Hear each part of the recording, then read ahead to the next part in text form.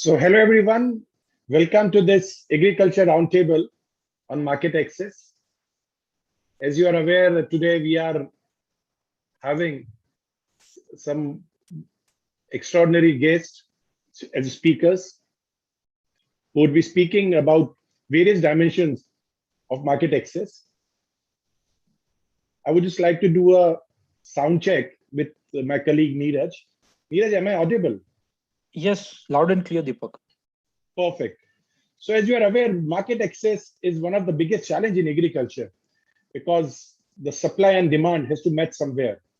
If that does not happen, then we are having a challenge on hand where you are having one part of the world producing far more than what the other part lacks. And this is where the match happens. We have seen across both developing and developed countries, there is a huge volatility in prices just because of simple reason that unfortunately agriculture is too volatile to be able to match this demand and supply gap seamlessly. One of the reasons being, you cannot always predict 100% what would be the produce coming out of one specific region. If there is a crop failure of rice in Thailand, the prices across the world increased drastically. And we have seen that just last year, just before the COVID. Same is for various crops, wheat, corn, soybean, where if demand and supply match is not controlled in a scientific manner, then you have challenge in your hand. Now, how to solve these problems, especially about the productivity and then moving product across the borders and ensure that we are able to distribute the food produced in a scientific manner so that we can, on one hand, reduce the volatility of the prices. Second, make world more food secure. Third, reduce the wastage, which is just because of simple reason that there is an overproduction in those areas where demand is not there and you don't have means to export. Fourth is the regulation itself. Different countries, different geographies have different regulation for importing the food. According to Food and Agriculture Organization, in next 10 years, we'll find that 30% of the food being consumed across the globe would be coming from across the border. And that's create both opportunity and challenge. Opportunity for a lot of tech-driven intervention. Digital agriculture will be playing a very important role because we would be able to predict the demand, we would be able to predict yields, we would be able to predict all those ancillary parameters which make us capable of making data or fact-driven decisions rather than assumption-based decisions. And with that, I would like to welcome all our guests who have joined us as an audience. I thank you for being with us. This is our 6th roundtable. As you are aware that the initial few roundtables, the first one was on irrigation, second one, we delved on a very critical issue of digital agriculture. The third was on inputs management. Then we moved to policy and investment. Finally, the previous one was on agriculture finance. And we have some of the topmost global experts, all the way from UK to France to Australia, African countries like Kenya, Ethiopia, Asian countries like India, Indonesia, Thailand, Middle East, UAE. So very, I'll say that dynamic speakers have spoken so far. And to continue the trend, today also we are having a very dynamic list of speakers today. I would like to start with our first speaker. And Dr. Mohamed Ali, he himself is an institution. He has worked extensively on challenge of food security in a geography where the food security is in itself a big challenge. GCC and Middle East is one of the largest bloc in the world which import huge amount of food products. Dr. Mohamed is partner, food practice lead at DinarStandard. DinarStandard is a growth strategy research and advisory firm empowering organizations for profitable and responsible global impact.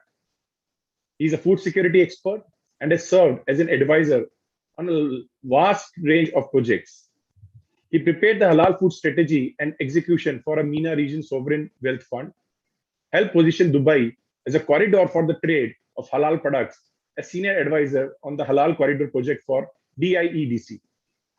He also was senior advisor for the report State of the Global Islamic Economy 2020-21 for the food sector section, and was the senior advisor in developing the business plan for Islamic Organization for Food Security. Without further ado, I would request Dr. Mohamed Ali to take over and give us an insightful session. Thank you, sir. So you are on mute in case you are speaking. Can you unmute yourself? Thank you very much, Deepak, indeed, and thank you for your invitation to the Roundtable, Agriculture Roundtable Series. I think it's a very interesting event that you gather all the experts around the table to discuss food security issues. Thank you for your team as well for the marvelous organization. As you mentioned, Deepak, I have a presentation, in fact, to show some insights about market access and food security. If you can present, you can share your screen, please.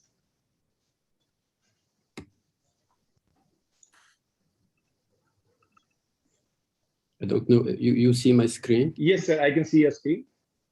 Okay, I will...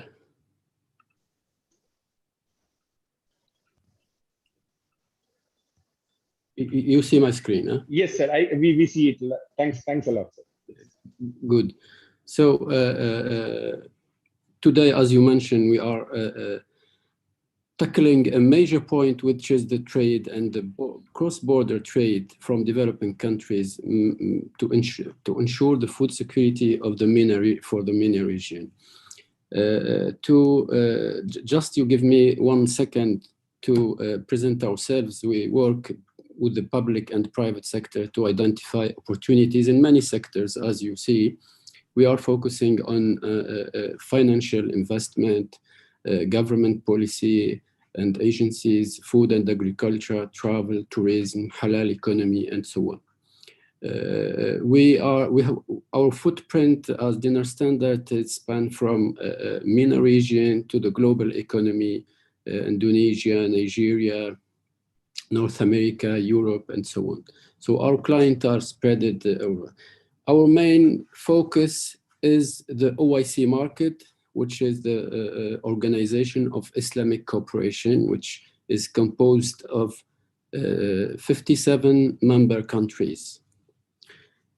Today, our topic, as I mentioned, so cross-border trade from developing countries to ensure food security in MENA region. We have to say first that food security is a big concern, as everyone knows. And it's top of mind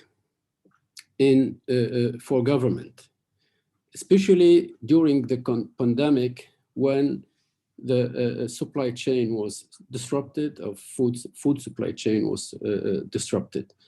And during a crisis, us and government started thinking how to ensure the food to their communities and to their people. I have 3 main questions to ask about how to tackle this. What are the challenges of the food security that can be addressed by cross-border trade? How government can help disrupting the food system and make it more sustainable? And what is the best approach to help overcome these challenges? So I will present 3 main points, or 2 main points, just to explain from a cross-border trade of food security point of view. We need to know what is the structure of the agri-food business trade in the MENA region, what are the main products, and where do they come from?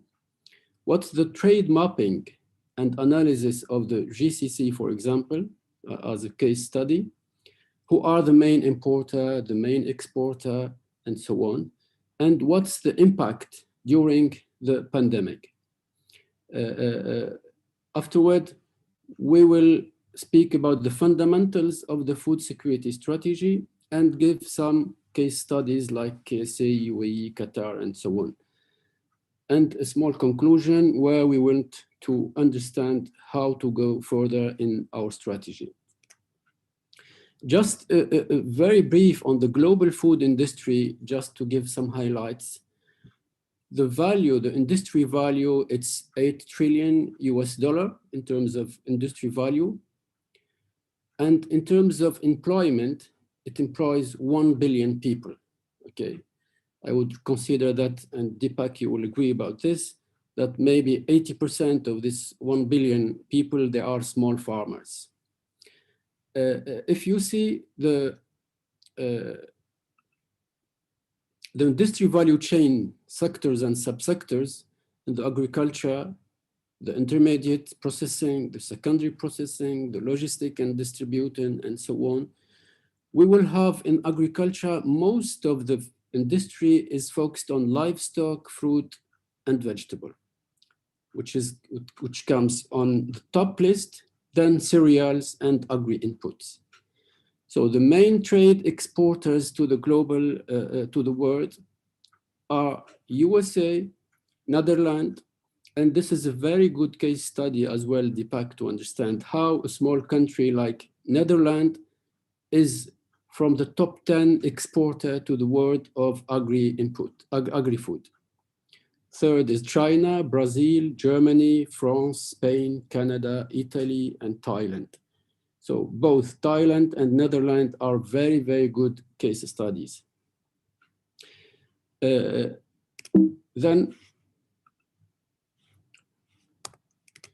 if we speak about the trade itself, the trade mapping shows that OIC countries imported, I'm giving just a case study to understand the cross-border trade and how to ensure the food security. So we are using a case study of the OIC countries. They are importing 264 billion of food and beverages, cosmetic, farm and cosmetic. And from this 264, we have almost 70% of food. So we can consider that almost 200 billion of food are imported to OIC countries.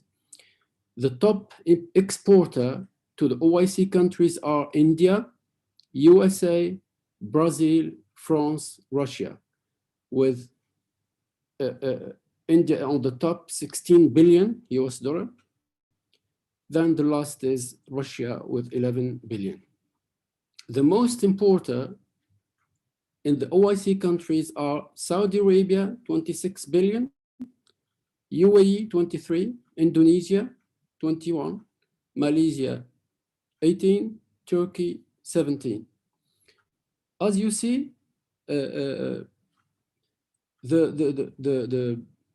impact of this trade is important to see here, for example, when we see the imports of Saudi Arabia, all the GCC countries, and a very big and important point to mention here, Deepak, is you see Saudi and UAE are importing almost the same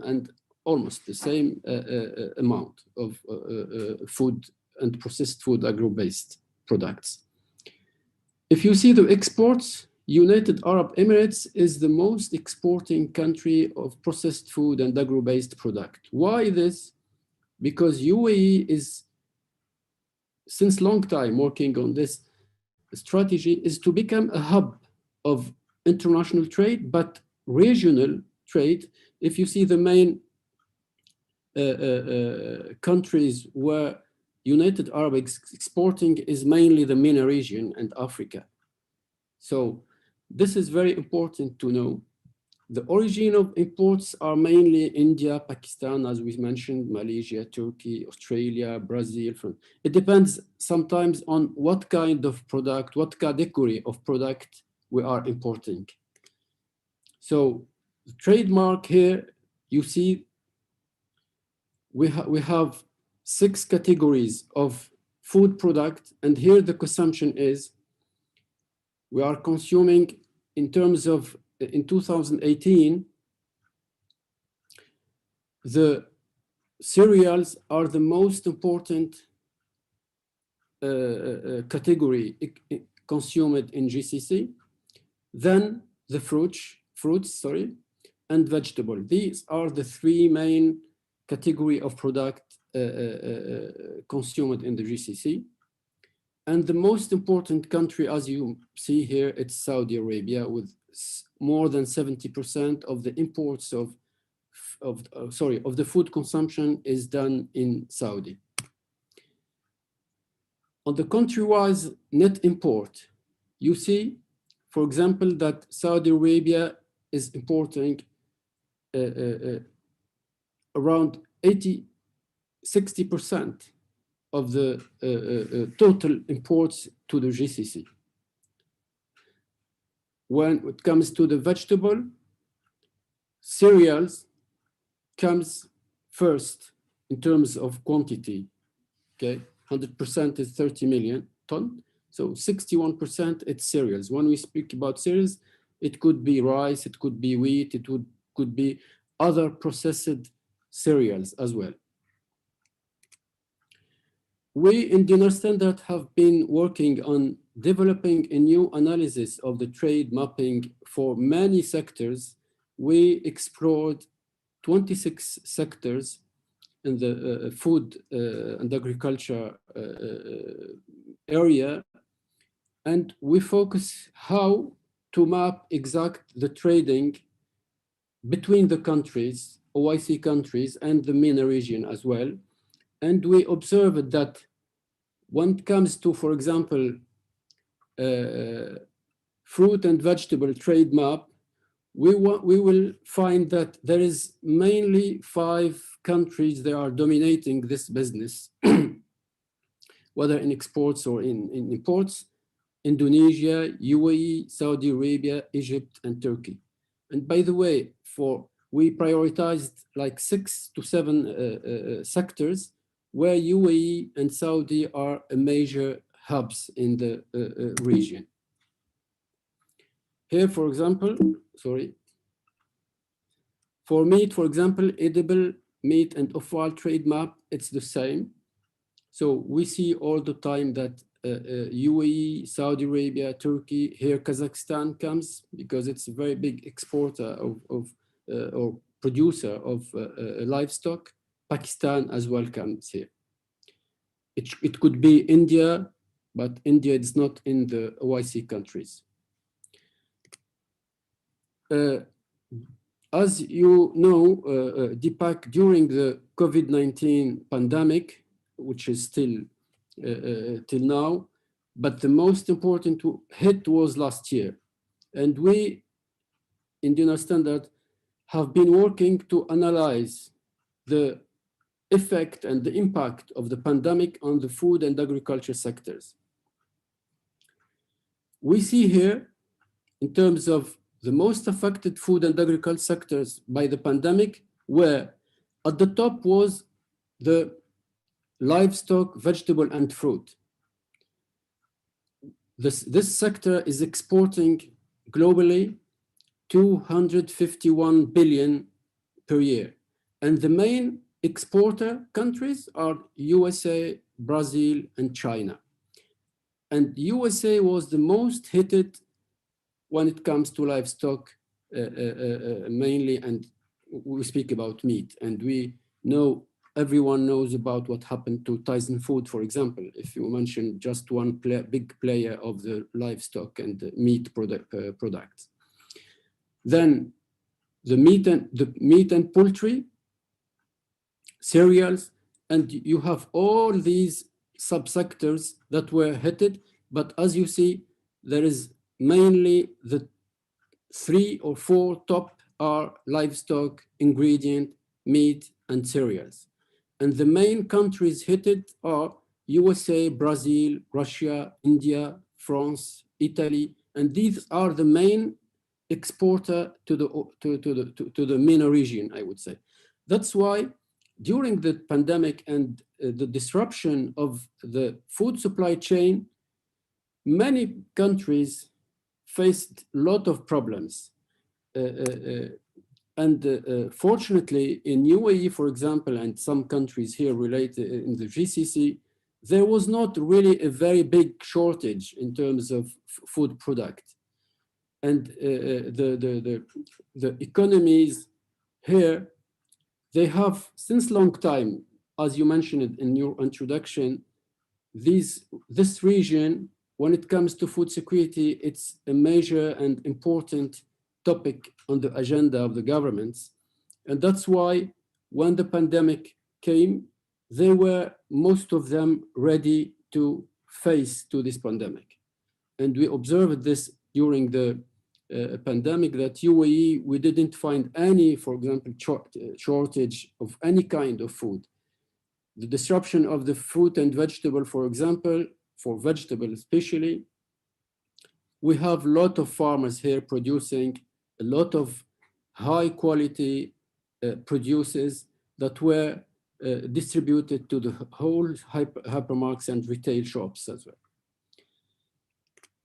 So when we finish with the trade mapping and the most important importer and the most important exporter countries, let's define a little bit the food security overall. Okay, in UAE, for example, the Ministry of Food Security, Her Excellency Mariam Al-Muhiri, when we asked her to define this, she said food security is enabling all citizens and residents to have access to sufficient, safe, and nutritious food for an active and healthy life at affordable prices at all times, including emergencies and crises. So when we speak about food security, government should focus on availability, affordability, nutritional, health value, and safety. Okay. So a robust distribution system will facilitate the process of getting food delivered equally across varying in geographies, in social economic classes, and so on. To maximize the effectiveness of any food security program, we need a robust supply chain. And this supply chain should be adaptable to sudden changes, to crises, and so on. And by the way, Deepak, just to note here that the food supply chain disruption has pushed a lot of players in the logistics, for example, chains, or all the full supply chain to reinvent a new way of doing it, which is the digitalization of the food supply chain system. So we want from a traditional food supply chain to a digitalized food supply chain. To have an effective subsidy program, you know, most of the countries, they are subsidizing the agriculture and the farming sectors. So we need an effective food subsidy program, which take into account the form of subsidies, how we have to be targeted to the users and effectively monitor it. You know, recently Saudi, last year, I think, they changed the system of subsidizing their agriculture. Before it was just giving feeding, for example, for poultry, or giving some chemicals, some for the agriculture, some fertilizer, etc., etc. Now it's changed. It's how you will get output, and we will give you subsidize. So to design a food security strategy, we need to identify a strategic commodities. Okay, we cannot in food security design choose all what consumers are consuming and are looking for. We need to tackle and to have the most important, as we said before, we need the availability, the affordability, but also nutritional, health value, and safety. And for this, we need to map all the food supply chain of the country. We need to, the approach should be based on what what are the eating habits?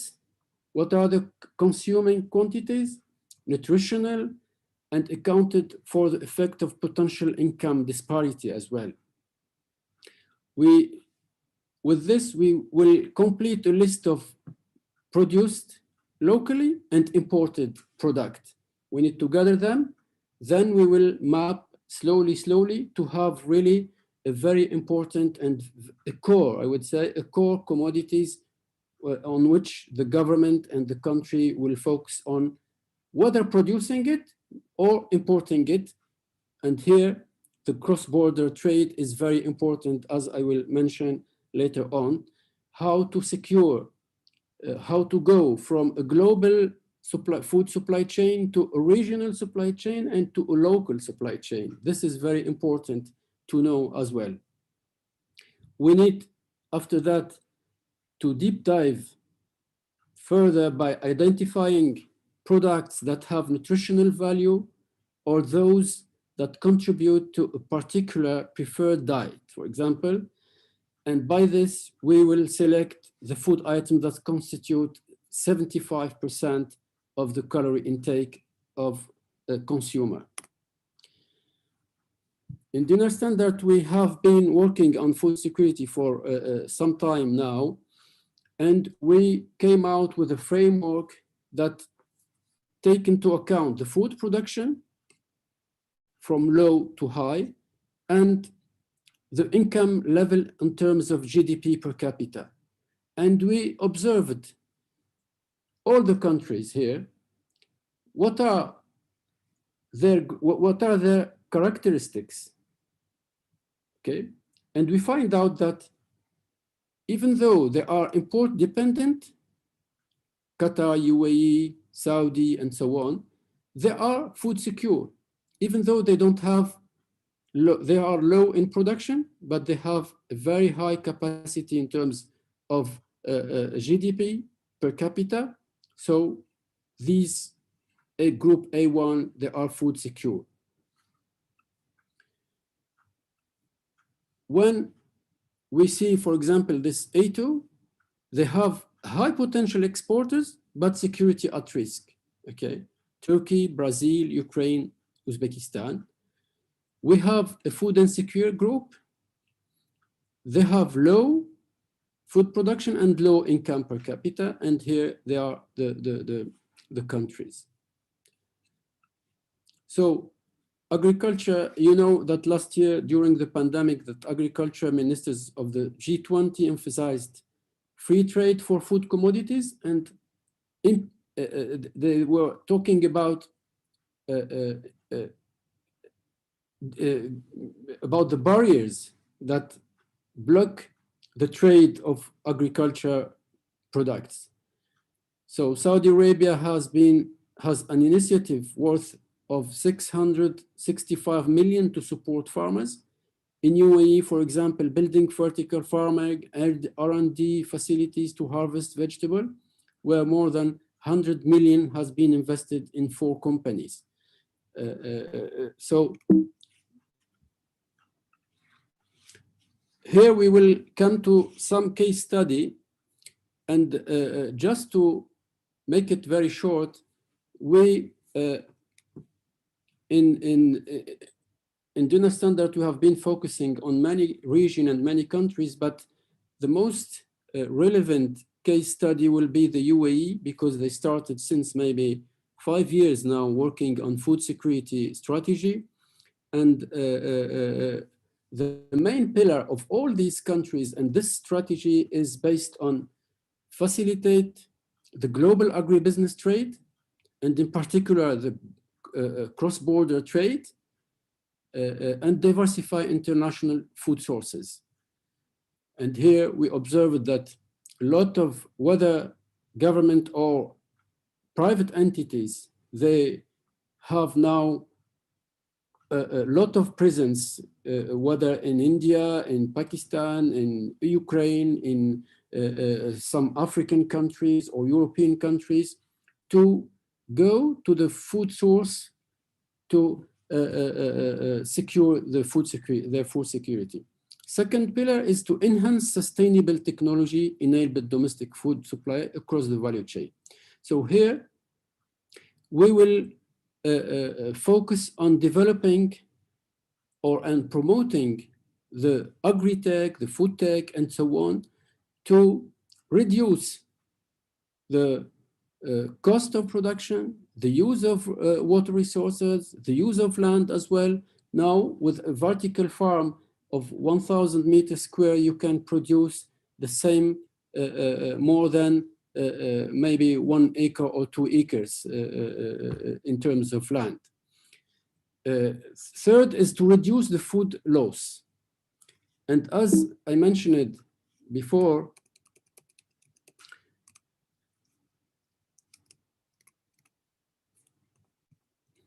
in the global food here, we see that the food wastage is between 33% to 50%. Food produced globally is never eaten. And this is a very big and important point to tackle. Why should we produce more if we are wasting half of it? Let's tackle, and this is my point of view, when it comes to food security strategy, let's focus on first on reducing the waste, then thinking after on producing more food. So it could be the same at the same time, but let's tackle the food loss. And in the GCC countries, the food loss is very high, and it reach like 50% of the food goes to the bin. The fourth pillar is to sustain food safety and improve the nutritional intake. So here we are focusing on the quality of the food, of the safety, as well as the nutritional values of these food. The fifth pillar is to enhance capacity to respond to food security risk and crisis, which means here, and a lot of now countries, they have like we call food reserves, food reserves that can be used in time of crisis or pandemic, for example. The second case is Qatar. It's the same or almost, but here it's based on international trade and logistic, enabling domestic market, having strategic reserves, and domestic self-sufficiency. So to conclude, the government, when it comes to food security, the government should not act as an industry promotion and facilitator, but it should act as an enabler of an ecosystem with targeted initiatives, creating a positive environment for players.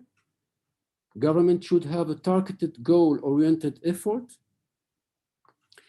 which means that they have to identify the demand, they have to collaborate with private sector when it comes particularly to the research and development. They have to robust planning and execution of their strategy. We have here some points which is important to mention, is to offer financial initiatives. And you mentioned, Deepak, that during your roundtable, you were tackling this important point of finance to the farmers or to the agriculture. And unluckily, the farming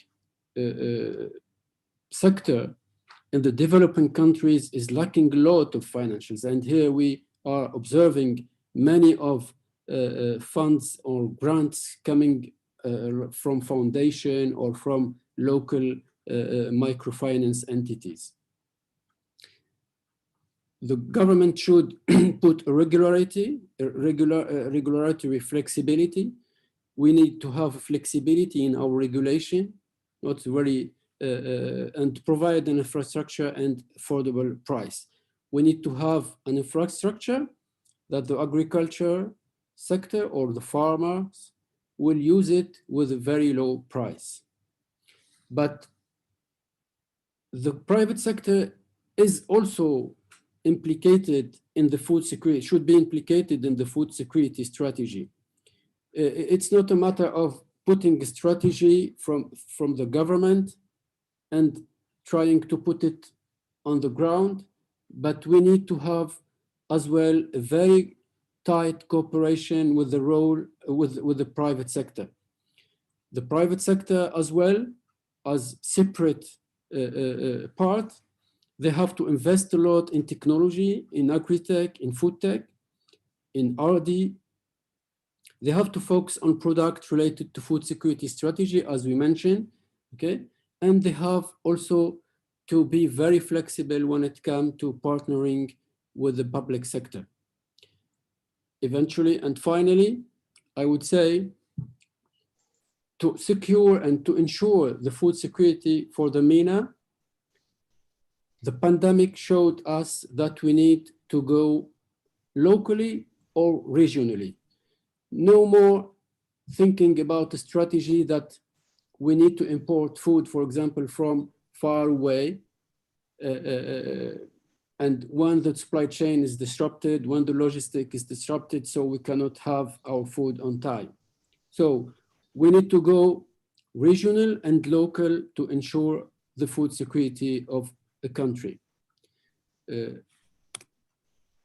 Thank you very much for your attention. Thank you again, Deepak, for your kind invitation. And I hope that I gave you some insights about this wonderful topic, which is cross-border trade and food security to the MENA region. Thank you again, and I'm open for any question or clarification. Thank you. Sure, Dr. Mohamed, thanks a lot. Very insightful presentation. In fact, the perspective which you have given is very much appreciated. I also had opportunity of interacting extensively with Her Excellency Priyam, both on sidelines of the World Economic Forum as well as when I was speaker at ICBA in Dubai. I've got just one question for you, sir. That question is that while we have seen that some of the countries in GCC at least, whether it is Qatar, Kuwait, UAE, even Saudi Arabia to a certain extent, they are trying to promote their own technology innovation in agriculture, specifically in protected or controlled farming, hydroponics, aeroponics. Do you see that will create a little bit of I'll say challenges for the businesses for countries like Turkey or India or Pakistan or Sri Lanka, which has been exporting a lot of product to the Al Awir market in Dubai? Very important question. Thank you very much, Deepak. I think it's not. It will not, because first, this trend of vertical farming and agri-tech, let's say it like that, whether hydroponic, vertical farming, or circular economy and agriculture and so on, it's not that much high in terms of outcome, in terms of productivity, in terms of production. First, it starts maybe 1 year, 2 years back, okay? Now it's accelerated because of the pandemic. In terms, second is because there is no more funds going to this, there is new investment in this area, that's why it's happening. But still, we need to import from India, from Sri Lanka, from all over the world. But as I said, let's secure our surrounding region here. I would consider this by 2-3 hours flight from Dubai, for example, okay, which will be very, very important. So the other point is what kind of product as well, this vertical farming or this new technology farming they are doing. It's just producing some green leaves, some tomato, capsicum, cucumber, some salads, lettuce, and so on. So if you see in terms of category of the fruits and vegetable, first fruits we will need to import, this is 100%. But when it comes to vegetable produce, we have a very wide range of produces. I would consider that maybe 20 to 30% will be produced here and still maybe 70% to be imported from abroad. This is important, and you have to know, and you know it certainly, that the climate and the cost of production as well is important, okay? And the investment in, when it comes to vertical farming or the new technology of farming is very high. So the return on investment will be very low, very long, sorry. And the price of the producers will be not competitive to the important one. I fully agree with you, sir. And this is where we believe, like, countries like UAE need to invest in developing countries like India in agriculture, so that we can ensure food security of not just GCC, but the world. Thanks a lot. It was a pleasure to host you, sir. Thank you. Thank you very much, Deepak. Thank you. So now we go to our next speaker. We are having a very dynamic speaker, Routray. Is a Vice President of Marketing at SourceTrace. SourceTrace is predominantly a EdTech company which is focused on traceability of food product, working across multiple continents. Is having an extensive experience in EdTech, knowledge management, community building, and digital marketing. Prior to SourceTrace, he was community lead at the NESCOM, one of the old hats in Indian EdTech ecosystem. Pleasure having you, Floor is yours. Thank you, Deepak. I guess it's scary to go after someone who had, graphs in their deck. So, Dr. Mohamed, I think you've set the standard a little too high. Ideally, I would not. I did not plan to do a presentation, but Deepak had a gun to my head.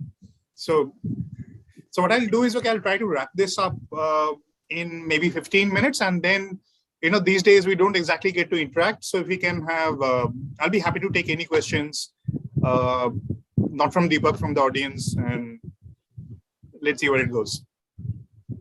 Okay, so I guess I don't have sectoral expertise like Dr. Mohamed, neither geographic nor topical. So I'll talk about random stuff. So what I thought is, because we don't directly work in market access. We have never, thought of our solution as something that can create market access. But when, when Deepak reached out and we started rethinking, and he said, we might have a few points to add. And then I was thinking, how do we look at our implementation, our projects as creating market access? Because, I guess 2 years back, we broke another barrier where you look at technology in food and agriculture as either food tech or agri-tech, right? So, and it was very watertight. The technology companies that worked on agriculture didn't exactly talk about food consumption. And companies that were in food tech were majorly working in Nordic countries, US, the West. So what we thought of 2 years back is, our clients don't exactly stop at those definitions. Most of our MNC clients do, have their own contract farmers, and then the food moves, is exported, and then it's packaged, processed, whatever, it becomes food tech. So if your client doesn't stop at that definition, why do you? So, but that was, so in a way, 2 years back, that was, a kind of a mind opener for us. And it also opened opportunities in terms of how we branded ourselves, how we marketed our solutions, how we talk to companies and prospects. So, today, I think, this topic in a way was another mind opener for me, because how do I look at our work as something that creates market access? So, where I want to start from is a problem statement, because we work with, a small cooperative in India, which has 200 farmers, to large projects where, there are more than 200,000 farmers. And the nature of those projects differs in the sense that, where does your consumer lie? Is it in the domestic market, or is it, is it a cross-border trade? And markets are defined by where your end consumers are. For example, let's say most of our traceability solutions are implemented in global south, but the consumers are in global north. And very few of them, of probably the around 30 commodities that we currently trace, very few of them are for domestic consumption. I can't think of more than 3, in fact. So that's one lens to look at the issue of market access. Second one is, when we talk about market access, it's a production-driven term, right? So if we talk about farmers having market linkage, market access, or being taken to new markets, you don't talk about consumers being linked to growers. I mean, that's a new trend which has recently started, but market access is predominantly a term which is driven by production and produce being taken to new geographies. So here, I guess, here aggregation is what is the key term.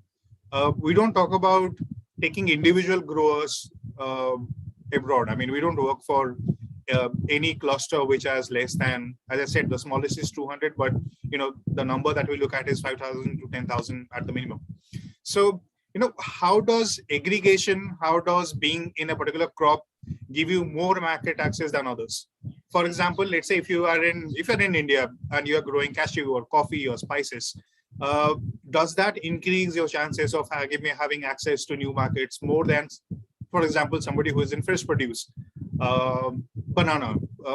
So how does that work out? I guess, in coming slides, I guess that's I'll probably throw more questions than give more answers, but let's have a discussion anyway. What I also want to talk about is, when you talk about market access, what are we saying? I mean, are we saying that you do not have access and you want to build a presence in a new market? Or are you going to retain your market share? Because when we talk about digital and when we talk to prospects, we ask this question. This is one of the first questions that we ask. For example, are you a new startup in organic business? So I'll talk about, again, I mean, probably Asian geography. I mean, there are established organic brands here, which have spent years in advertising and marketing. Before technology, I guess those were the ways in which you made your brand trustworthy, you built faith. But now that technology is here and you are a new startup trying to enter the organic or natural produce market, how do you use technology to increase your market share, market access, or market position? So, that's entering a new geography, entering a new sector, or even launching for old food majors. I mean, if they're launching a new product line. For example, I mean, there is a baby food. I guess, I mean, one of our other panelists has now a project where they're bringing traceability into baby food. So, if you are a new company, new sector, whatever, I mean, all of that, how does technology work for you? Vis-a-vis if you have been losing market share. So what you have seen, we'll also see how laws and regulations in the West are changing and how because of that, you might be losing market share. And as Dr. Mohamed also said, I mean, how does domestic production, how does concerns about food security, how does COVID, for example, change your access to market in let's say, the Middle Eastern countries? So one would be to a new brand positioning. The second one will be to establishing or, kind of bringing the customer faith back. Two news items in less than a year. Indian paper prices crashed by around 40%, and the Indian coffee exports, which have been taking a hit, and a more of a consistent hit. So it's not because of COVID, it's not because of export bans, it's not because of sudden distaste for Indian coffee. It's the Indian coffee, and now Indian tea is also taking that hit. So how do you, and this is something that we have been talking to various stakeholders in the Indian ecosystem, that for example, the government has a program which is called the SWAD program for cooked food, for restaurants, for home chefs. Is there a similar initiative which promotes Indian agri and food exports? So, how do you build a brand which is like, French wine, cheese from certain European countries? So how do you build that story, which in a way is not a direct market access activity, but it's something which opens up markets for your produce? One key proposition that I want to talk about is the FDA rule, the new FDA law that has been proposed this January in the US. And what it does is, it talks about two very important changes which will affect growers across the world. And so what it talks about is, bringing in increasing level of regulation into food imports. So it talks about two things. One is critical tracking events, and one is key data elements. Both are interlinked. But what it does is, before, I guess traceability was still a requirement for a few key commodities. But right now, the government defines what are the key tracking events in terms of production, processing, shipping, and the landing of the produce.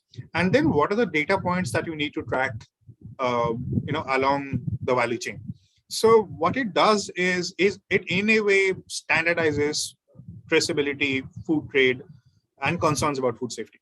So, because while we all of us talk about these terms in vacuum, it means very different things in different geographies.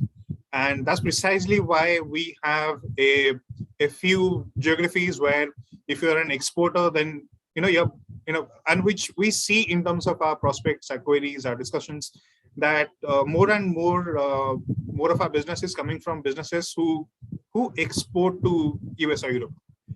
Why isn't that same concern in, for example, let's say we thought Singapore is a key market where, the concerns are there and there is a market for traceability, and but we haven't seen that in terms of business volume. So, I guess what it does is once these laws are implemented, we'll also see a sort of trickling down of standards.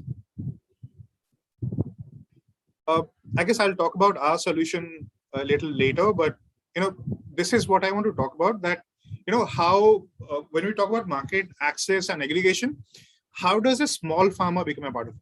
So what we have done over the last 8 years is we have digitized more than 1.5 million farmers for many of our customers. And how that works is, there are quite a few moving parts in terms of people, in terms of technology, in terms of stakeholders and incentives. Incentives also because, how do you make a small farmer convinced about being part of a digital revolution, if you can call it.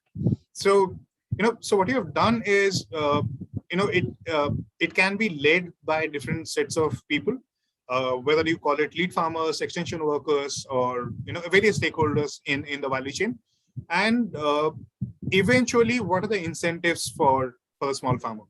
The small farmer can be, for example, a few of our corporate clients who work with contract farmers, they use a ranking mechanism that, you rank farmers based on their historical produce, the quality of their produce, the chances of the produce being returned. For most of our banking clients, it's about, you get digitized, then you get access to formal banking. You get access to inputs. You get faster payments via, e-payment partners. So here, why I'm talking about this is, you need to aggregate to build market access. And I'll give you specific examples from, let's say, cotton, coffee, etc. But the very basis of market access is, how do you form a cluster that's profitable? How do you form a value proposition around your produce that appeals to a key client?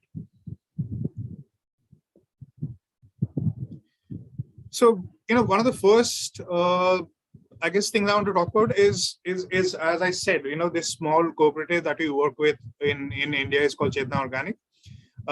So what they export organic cotton to Europe, and the buyer was a consortium called Develop. So in 2019, Developer published a report which was on based on livelihood surveys of organic cotton farmers in India. The survey was done on our platform, and it was a first of its kind of report which told customers in Europe about living conditions of organic cotton farmers. Now, what it does is, traceability is one thing. I mean, I guess, there is a QR code, you scan it, you see a farmer, that's okay. I mean, I guess it's still a deeper level of trust building activity than just branding. But what this report did was it told customers, it gave customers a deeper insight into, access to school, access to toilets, living conditions, etc. So the German government actually found the report so appealing that they have funded development. I mean, for a project. So what it does is it tells the story of Debella, it tells the story of Chetna, and it tells the story of organic cotton farmers in India. Can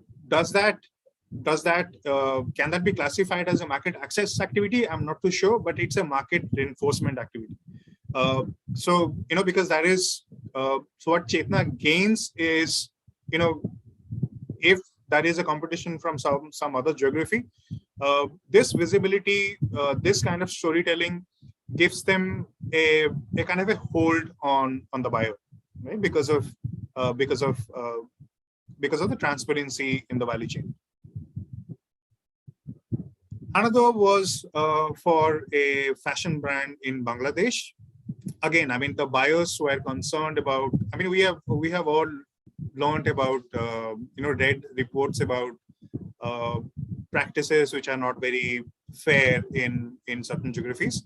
And what Arang tried to do with this is show their factories, show their processing value chain to the public, and show that, okay, there is no malpractices in terms of labor and how. So they did an internal social audit through our platform. What it does again is, because the buyers are mostly in Western countries, what you're trying to do here is appeal to their sensibilities and in a way lay rest to their concerns about how the product is being produced. Another, I guess, market access story I want to talk about is one of our customers in Venezuela, and what they used to export oil in vanilla and vanilla extract in bulk to US. What our technology helped them do is, kind of go retail. So now they have these small bottles. They don't sell bulk. They also sell bulk. But what they're also doing is they're feeling confident about putting their bottles on the shelf. And there is a QR code on the bottle that you scan, and you can see where the vanilla came from, details of the farmer, etc., etc. But what it does is, once you move from bulk selling to retail, you're also building a brand for your, you're building a brand for yourself.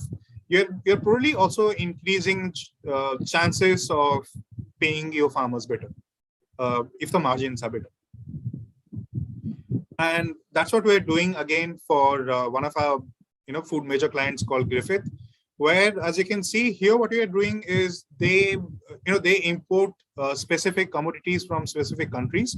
Currently, we work with them in 6 ecosystems, and here you can see chili from India. So what it does is, for example, this farmer Ramkrishna, his photo is there, the location of his farm is there, his chili's photo is there, and what is also there is, the chili has been sent to a lab, and the lab report has been integrated into the traceability value chain. So the moment you scan the QR code, you also see, how his chili fared in lab reports. So what it does here to Ramkrishna is, now he has a digital profile with Griffith. Now he can take this report and say, see, I have been selling consistent, high quality chili for you for last 3 or 4 years. So, now he's not an anonymous farmer selling to another anonymous aggregator. Now he is owner of his farm. He's also owner of, brand Ramakrishna, if you can call that. And so, here, so we are talking about market access in terms of geographies, in terms of commodities, and in terms of, what is your role in the value chain? How big a player or how small a player are you? And how can technology give you, kind of a more bigger ownership over your story and produce, and how we can use that for leveraging your share in the market. I think, I'll probably like to stop there and open for discussions. Hey, thanks, Om. Pretty interesting, pretty insightful. And I would say, we can always, talk about the definitions, right? It's whether it's market access or empowerment, right? The work you're doing is very effective in getting the market access also. As you rightly mentioned, that Ramakrishna becoming a brand, believe me, that's a dream for every farmer. And that is what I also say, that those who are not dreaming, please aspire to dream. In fact, we are having Mr. Hanuman, who is a farmer himself, amongst us as a speaker. And this is where actually, when we talk about this whole idea behind the FPOs, right? A single farmer can become a brand, but it is easier, as you rightly said, that when you aggregate. And that is what your technology is doing. Now, I would like to understand from you a little bit, when you are aggregating farmers and creating the traceability of the product which they are producing, are you genuinely seeing that actually, the trust being created because of your technology, as you rightly mentioned, one of the reports? Other than that, also, you see going forward that the consumer would be more open to buy a product from these farmers when you are having digital footprint?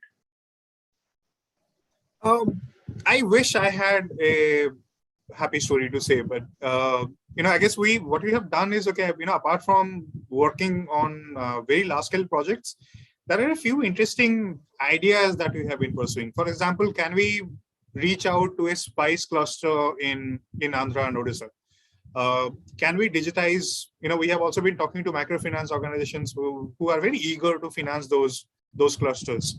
So can we form a partnership where, for example, a microfinance organization funds the initiative, we digitize the farmers, we make the product traceable, and then can we also, at the same time, reach out to a buyer in, for example, let's say, in UK or US, and say that here, you have been buying spice anyway, but here is one cluster which is digitized, traceable, very modern, safe, ethical, etc. So, once we do a project like that, I hope, there is somebody else on the panel who has done this, but we haven't. I guess that will be proof of the pie. Starting on a cluster which has not been digitized yet, and if you can have a transformational story for a cluster like that, then we can all call this a success. Right now we work on models where there is a model, there is a buyer, and we kind of make it more efficient, more equitable, but it doesn't really start from zero. So now my next question would be around the trust in the data itself, when you digitize information and completely traceability across the value chain, right? Always I've seen that in export markets, right? Some countries are seen as a suspect, right? And you've already mentioned typically when we talk about the pepper, right? People are not very keen to see that the differential of the price which we are trying to charge is justified or not, because we have understood the source of product certification, how they can be managed, right? Do you see that the technology like blockchain and all that, which will make it a little bit of more difficult, or also that really impossible for people to play around with the data, would create more trust when somebody is comparing a product which is certified to be coming from India and is not coming from Vietnam? I think it's a game of catching up, right? Somebody with ill intent will always catch up with the latest technology. It's just about building that time gap, right? Blockchain will probably give us some version of blockchain will probably give us a lead time of 2-3 years, and then somebody will catch up, and then we'll have some other layer built on that. But currently, I guess we also need to see blockchain at scale. That hasn't happened yet. We have done that for a few of our big clients, but it takes more than just technology. It takes somebody to invest in that ecosystem. That story can't be told by an individual corporate or one individual exporter. that needs to be bigger forces at play. Blockchain can be the technology that we use, but again, I mean, I guess the showcase project has to be a little bigger in scale. Perfect. And this brings me to last question. Like, you have mentioned the ecosystem, right? And you have been someone who have been driving the ecosystem concept for a long time, especially more in your previous avatar, right? Do you see that ecosystem, especially like, in a country like India, actually happening, or there are too many like, pull factors with everybody having their own vested interest? Like, end of the day, everybody wants to have value from the ecosystem, but not want to invest in ecosystem. Do you see that to get things sorted out, or you see that these problems still gonna go? Okay.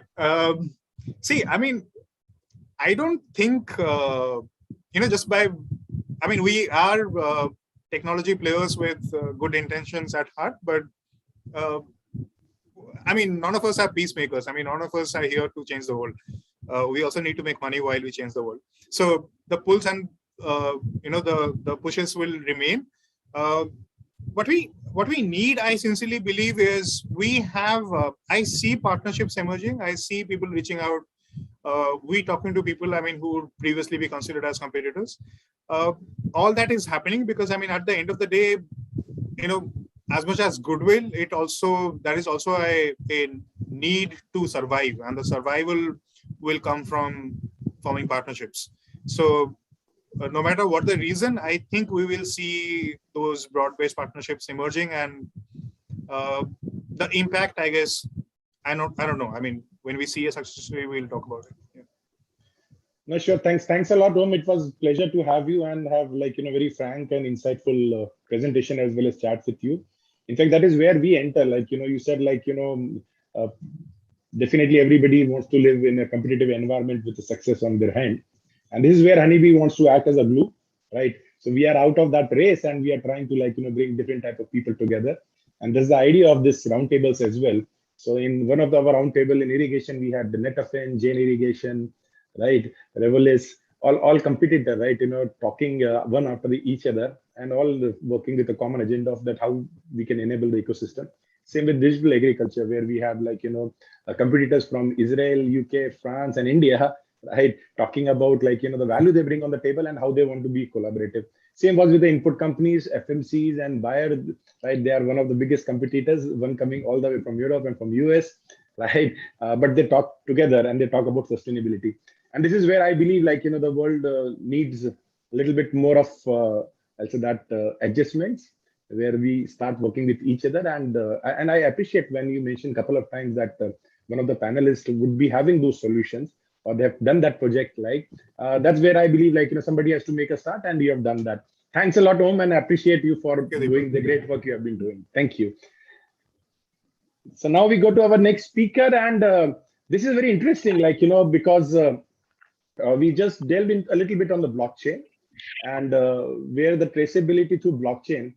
I personally believe that it brings a lot of value for a very simple reason, that you are now actually taking trust digitally in a distributed manner.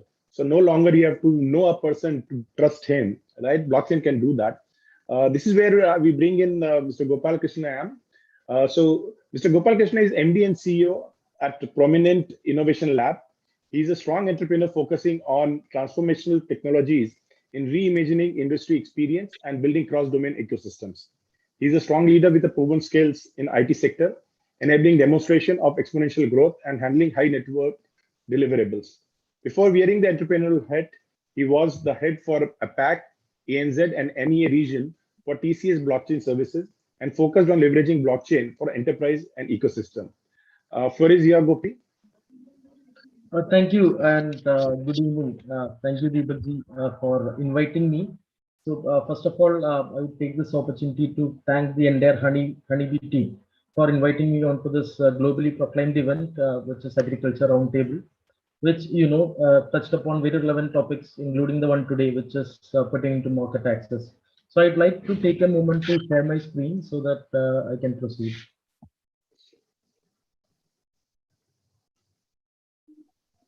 Hope the screen is visible. Yes, it is. It is. Okay. And to be honest, I should claim that I should be the scariest after listening to Dr. Muhammad Ali and then my dear friend Om. And one touched upon the huge global impacts, the cross-border trade and the market access pertaining to food security. And Om, as usual, touched upon the traceability aspect wherein he is a pioneer. So I should guard myself. 75 to 80% of the content which the entire crowd wants to know about market access paradigms has been covered, and even I was quite a eager listener to both of them to get the insights so that it will eventually benefit my journey forward as well as the presentation. And to be honest, fortunately, the topics which I have chosen is pertaining to global segment, like market access. What is the importance of market access? What are the improvements pertaining to efficiency improvements pertaining to market access, as well as few focus paradigms based on my experience till date.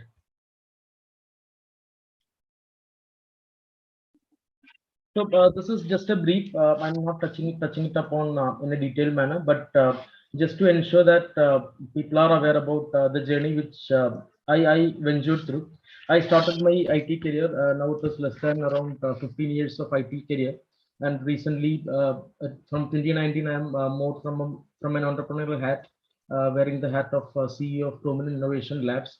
And my journey throughout till date is somewhat correlated to how to evolve on the market access segment, irrespective of being irrespective of industry, or rather an industry agnostic approach in terms of market access. So what I perceive is, when you possess supreme quality, when you have standards in place, and when you have the right set of right mindset as well as right partnership, market has access, or rather market penetration in case of a saturated market, it is phenomenally hassle free. So having said that, I'm fortunate enough to have right partnerships wherein I moved my headquarters from India to Singapore, and I have a new branch in Singapore and operations in Bangalore, which is currently the strong forte. And we are focusing on technologies like blockchain backed up by complementary technologies like data science. And fortunate to be here to talk about agriculture, because one of our recent platform, or rather a live pilot, we implemented touch upon the most significant aspect of provenance, which probably Dr. Muhammad Ali as well as Om touched upon in terms of global perspective and traceability. But I'll just give my insights on from an experience sharing rather than touching upon the graphical aspects or detailed domain knowledge. So as I said, there are certain aspects when we talk about market access. We should understand what is the importance of market access, or that particular word known as market access. What are the components enabling effective market access or improve the efficiency? And how should we improvise on modern market access paradigms? So these are the 3 pointers which I would like to touch upon eventually in my presentation. And I would rather take a starting point where I would complement the conclusions made by Dr. Muhammad Ali and Om, and they touched upon the role of government as well as private sector in enabling market access. So moving ahead, let us understand why market access is so important. So don't go with theory, but rather from an experience sharing perspective, I would touch upon why it is so important and relevant to understand the capabilities which you possess and how to position it in a relevant market. You can get enough pointers, but it is important how to cater activities based on such pointers. See, we got lots of insights from both the speakers. Now it is important for us to understand how to cater these pointers according to the relevance and according to the targeted market segments. So improved market access opens a larger arena to exponentially expand your business with improved sellability without quality compromises, enhancing or rather demanding farmers or farmer community or farm producers to reinvest in their business, including a definite budget allocated for technology improvements, which is something which Om rightly said. And you have multiple organizations like, for example, HnyB. HnyB is one of the proclaimed organizations now. You have IFAD. You have each of our platform from ITC. You have ENA Marketplace, etc. A lot of organizations right now in place which actually focus on improving market access to enable the betterment of farmer community, who without doubt holds the backbone of any country, or not just in terms of revenue. See, you cannot correlate agriculture community just in terms of GDP, but you should understand the importance of it from a livelihood perspective as well. So that is where from an Indian mindset, being a proud Indian, we should think from a prosumer mindset than being a consumer-centric alone, wherein recent political reforms, recent financial reforms, technology advance, the policy inclusions, including financial policy inclusions, all should contribute towards the betterment. And I'll be very honest and blunt when I talk about the topic, when I discussed with Mr. Deepak and Neeraj, when I heard that this is the topic which is there for me to speak in agriculture roundtable, I was actually perplexed where to start off.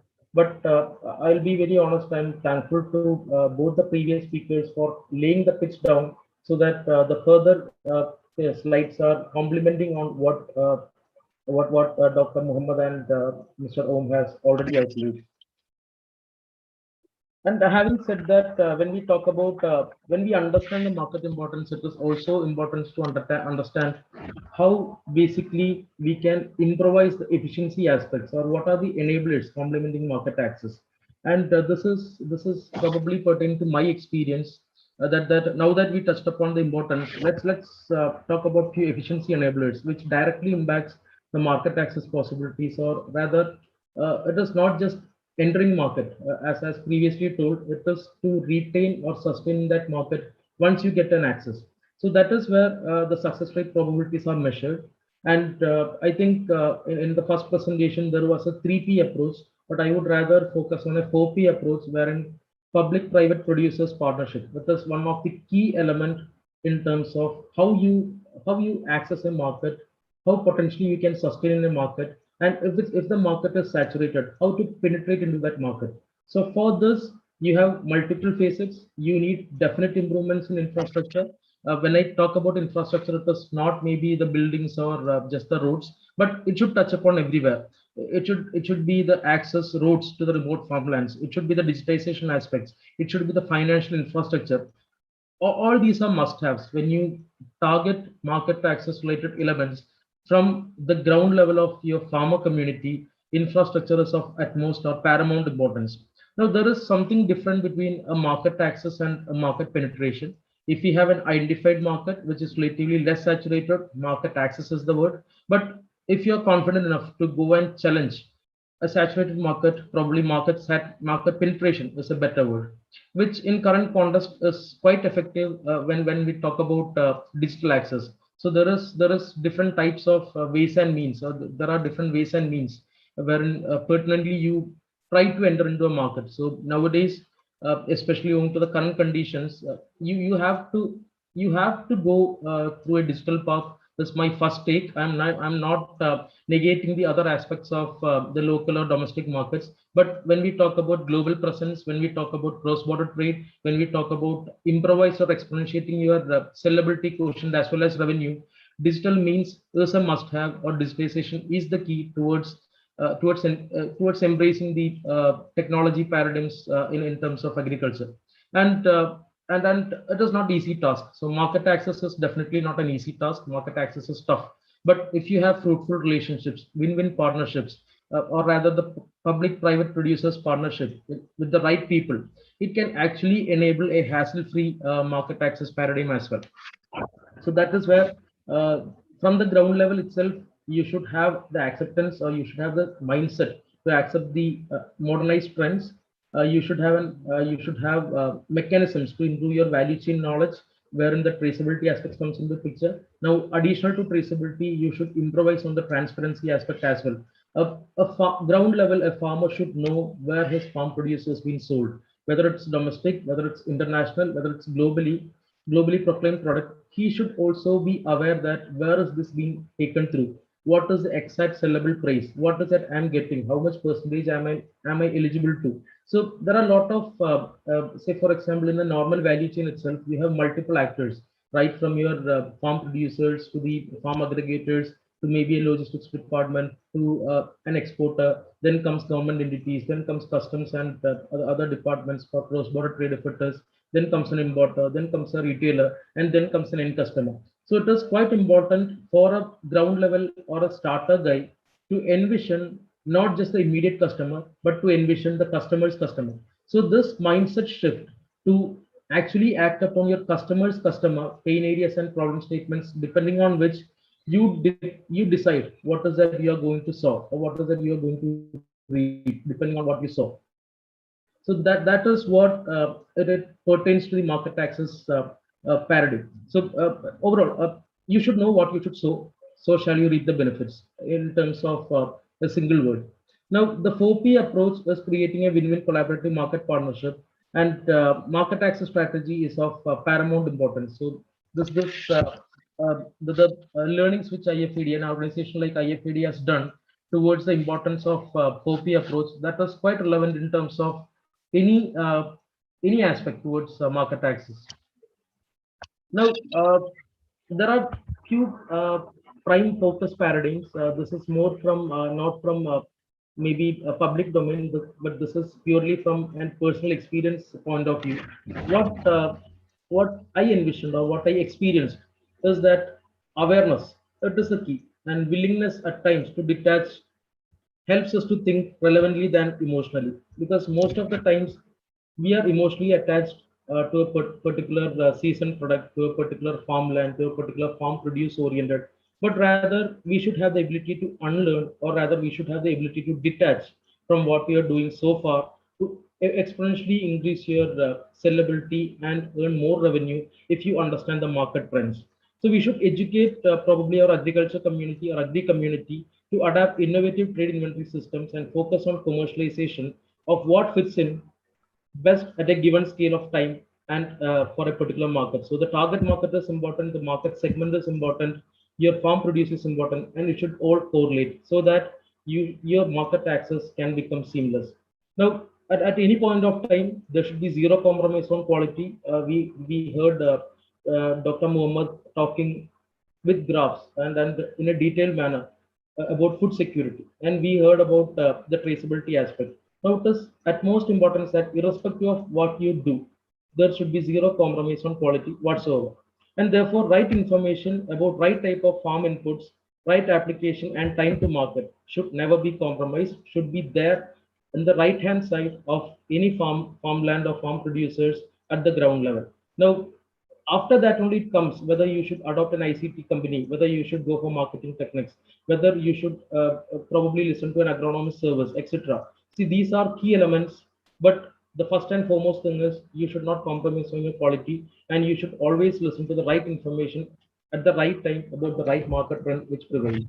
And so having said that, I would just uh, take a couple of minutes to just give an experience sharing, because recently, very recently, we did a successful pilot in Indian farmland, especially in the district of Ratnagiri in Karnataka, Karnataka Maharashtra border, wherein it was very famous for Alfonso mango. So we recently did a live pilot. So I'll just take a couple of minutes to exponentiate my learning so that it can be of benefit of the wider listeners as well.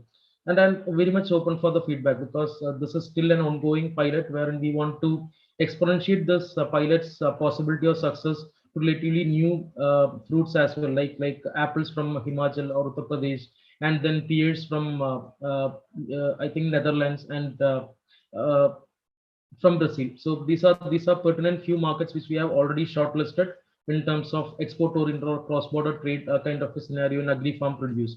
Definitely, we started off in India and we are still focusing on India. So we did this pilot on Alfonso mango export from India to Singapore. And the specialty was that we adopted, being a blockchain company, we adopted blockchain as the backend technology to provide origin provenance and authentic origin provenance.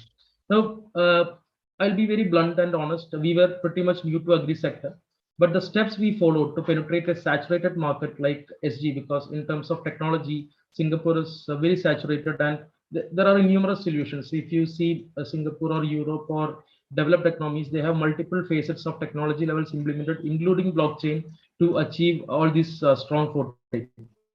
But it was, I believe, what to say, apart from a regular storyline, the major differential aspect was that we focused on customer, as I said earlier, and their need than simply addressing the platform customer. That is, we didn't talk much about what my customer needs, but we personated impersonated the customer's customer. He was the persona. We did the design thinking, keeping the end customer as our persona, and then develop the system. So honestly, we were a bit overconfident. I'd be happy to admit this, because we were a bit overconfident to get an easy entry to market, showcasing blockchain benefits or utilizing blockchain, as Om rightly said, in terms of the branding aspect as well. But we were completely wrong, because we know the market doesn't work like what we want or how we need. The market has its own rules and regulations and very strong standards.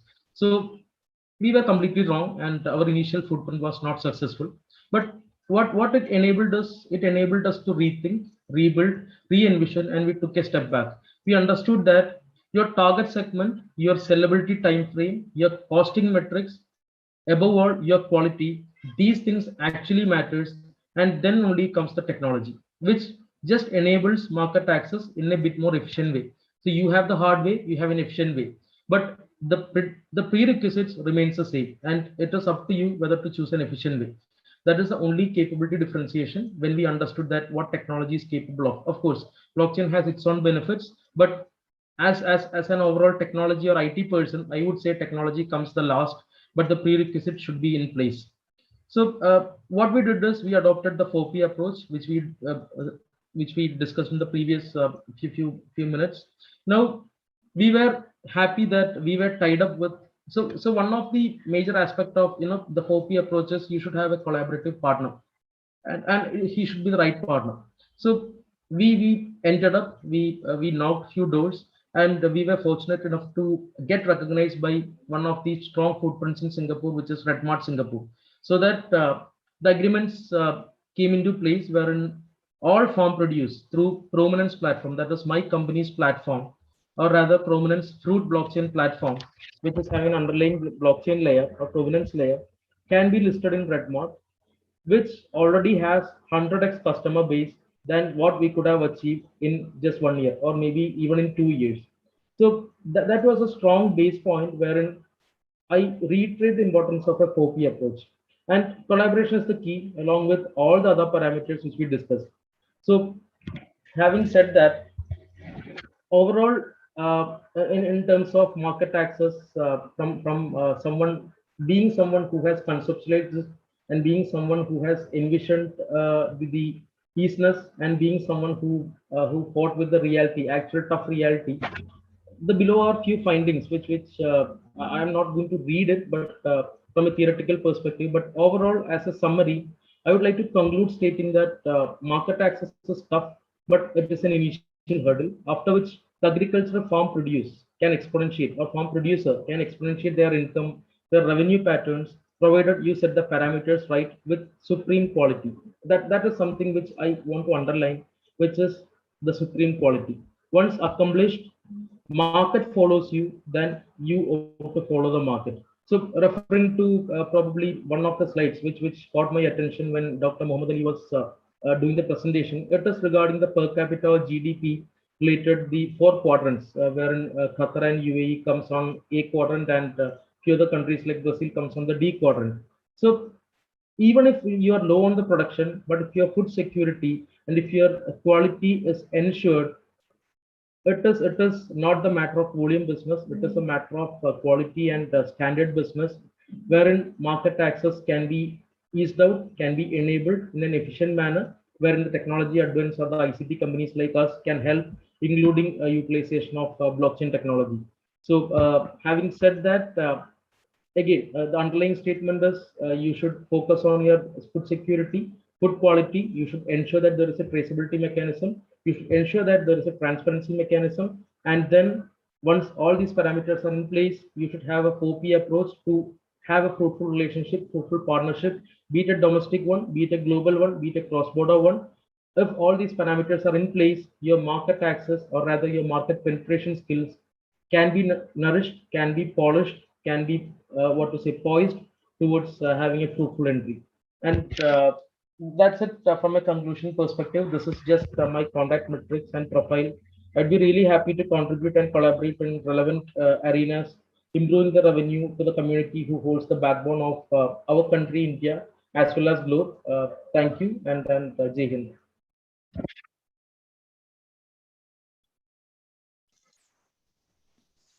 Hey, thanks a lot, Gopi, for a really insightful presentation and like taking us through a very interesting subject, very close to my heart as well, the blockchain. Just got one question for you. See, when we talk about typically the trust being created with blockchain, there is always an apprehension right in people's mind about the cost. Do you see that cost is a prohibitive issue in implementation of blockchain in agri or like food ecosystem? For very simple, because I see it as just like the RDBMS and the non-SQL databases, and I believe in food sector the blockchain is going to become the standard database going forward. That's my view. And so both of these questions is that one is the price point, and secondly, do you see what I see that blockchain becoming the, I'll say that the predominant standard database for food and agriculture sector? A very important question. So I would take it as two different questions and try to address it in a simple manner. So one is regarding pricing. See, every technology incubation, it has a pricing associated with it. And to an extent, it has, blockchain being a niche technology, it has that pricing paradigms a bit expensive than your regular RDBMS. But when it comes to how to utilize a technology in terms of a sector like agriculture, normally companies, including my company, Promenant, what we do is we won't take it as a technology cost, but rather we consume the technology cost, enabling that the technology is beneficial in placing an effective standard or efficient mechanism, so that it is beneficial at the ground level, wherein end customers, they won't feel a change, but overall, when it is a peer-to-peer mechanism connecting the ground level farm producers to an end customer, of course there is a super margin for the ground level authorities, from where we can deduct some margins, because we don't charge technology quotient like a fixed bit kind of a subject or a time and money effort, but rather we go for a transaction based pricing or a subscription model, which is pennies. Even a farmland which can spare maybe rupees 500 to 1000, they can subscribe to a blockchain platform, because the technology cost is completely consumed by the parent platform. Once, because the cost is not for the customer, the cost is for the company to enable the ecosystem. So once that is in place, eventually it becomes a volume business, it becomes a transaction business, and then only we treat about the business angle, before which we don't have any business angle.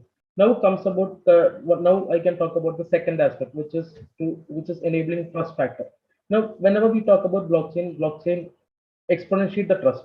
Now, this trust is not something which the technology caters, but it is safety through transparency. The trust is exponentiated because things are transparent. The trust is exponentiated because everyone who is there as a platform participant knows what is happening. The trust is there because blockchain gives you an immutable single source of truth of your entire value supply chain for the same underlying value asset, from the ground level to the end customer. Now, this is where trust lies in. And as you rightly said, thankfully, we look forward in blockchain becoming the backbone of industries going forward. And then it is not necessary that we should replace the existing RDBMS systems, or we should replace the current IT infrastructure. Both blockchain can initially start off as a complementary layer. Eventually, once the data aggregation happens, it can even replace RDBMS, but it is not a necessity.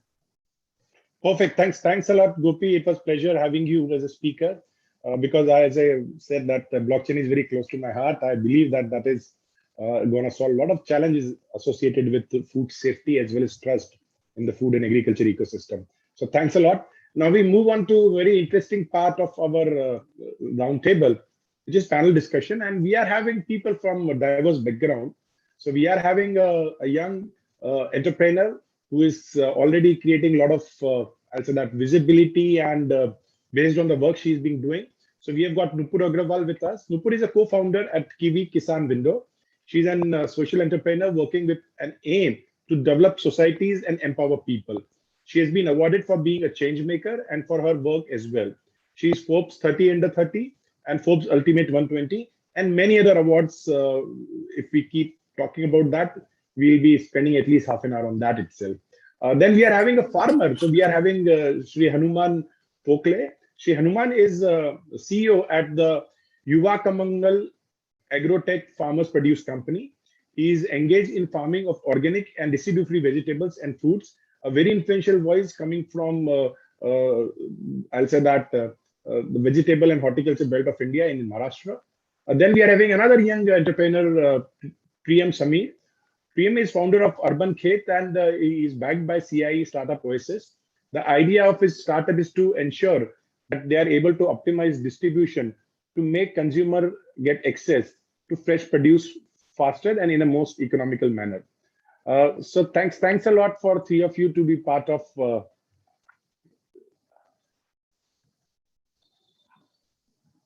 Okay, so hey Nupur, so I'll start with you, Nupur, first.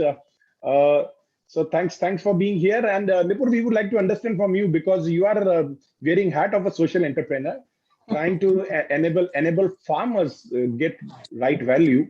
So Yeah. why don't you talk a little bit about the challenges you are trying to solve? So firstly, the challenge that, thank you, first of all, Deepak, thank you so much for, such a kind introduction. I think even if I do 1% of what you've said, it will be very nice. Somewhere we'll bring in a bigger change and, influence more people. So, like recently I was in Punjab, and we were just trying to figure out what's happening, what's the agitation about. All of us are here trying to talk about farmer rights and this and that, but I think, see, one thing that you see is like the political gimmick that is happening, but what is really happening at the ground level with the farmer? So what I feel is, till date in our country, we are an agrarian society, and being a farmer is still a plight. It is such a sad state of affair, because the farming is not a profession. Farming is something, if you don't have anything else to do, you do farming. It's like sheer labor. So I think, number one, our biggest uh, challenge, and something that we're trying to change, is creating farmpreneurs. So we don't say that these farmers are working on our fundamentals or anything. We just try and enhance the see, agriculture has been there ever since humanity has existed on planet Earth, right? It's one of the first things before any sort of technology, even before great tools came into life. People have been growing food.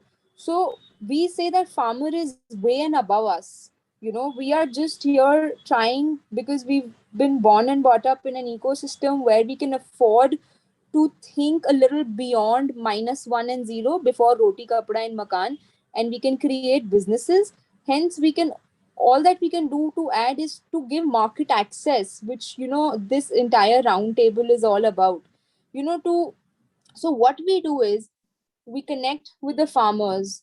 We try and tell them that, what, let's get into a collaboration where we take your produce, we bring it to our factory, we process and package it, whatever price you say, which is prevailing in the market, or even if you think that you need a credit line, we will give you that in advance.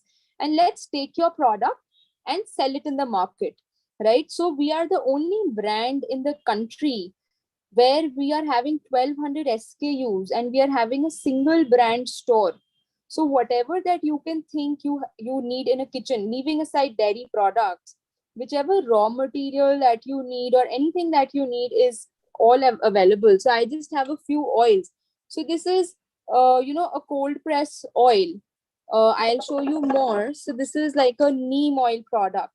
So now what happens in a country like India or even abroad, everybody wants things to be nicely packaged. Brand means trust, like how everybody says, oh, Amul, चाहे वो शायद उसी दूध वाले से दूध खरीद रहे हो, पर अगर वो अमूल के थ्रू आ रहा होगा तो वो ट्रस्ट होगा. वो अमूल के थ्रू आ रहा होगा तो ये अच्छा है, इसमें हाइजीन है, सैनिटेशन है, अच्छा प्रोडक्ट है. So I think that's where we are trying to add value in the entire ecosystem by creating a farm to fork model. Again, we at our level, I am not a technocrat. I don't understand technology much. I just know how can we solve a problem through technology. And I don't understand a lot of technology, but what I understand is that there needs to be a market connect, number one. Number two, the farmers need to grow products which give them more money.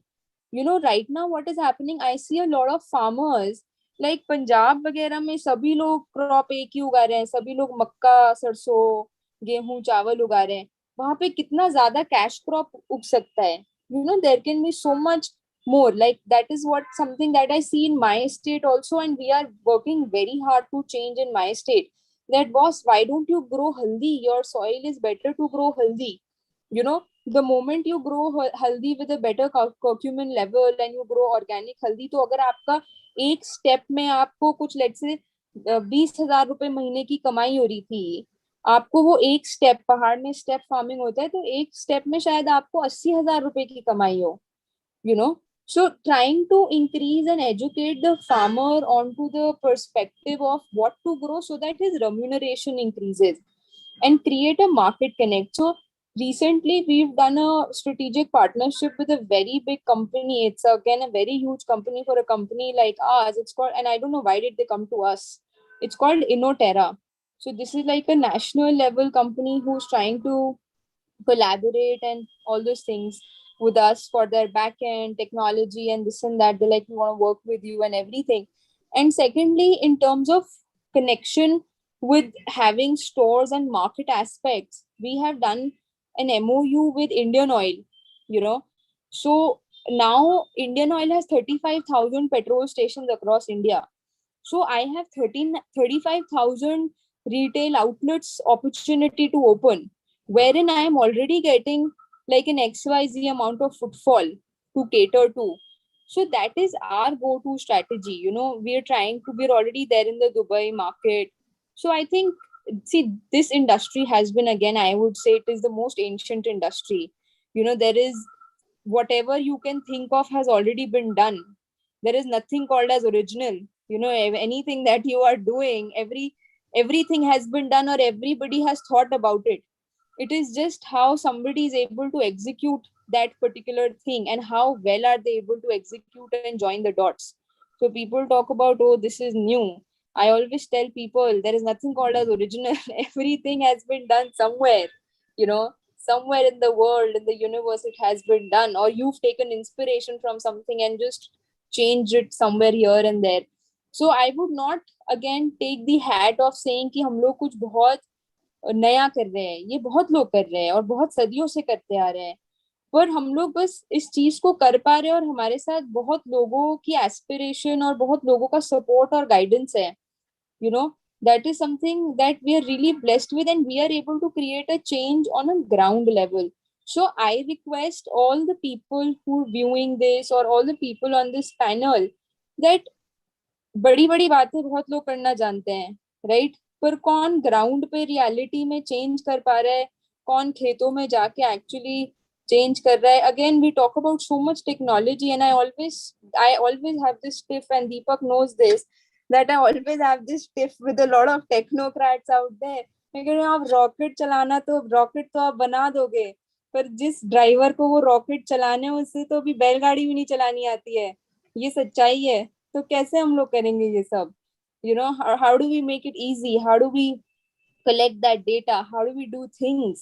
Here we are talking about farmers who don't even have tractors to till their land.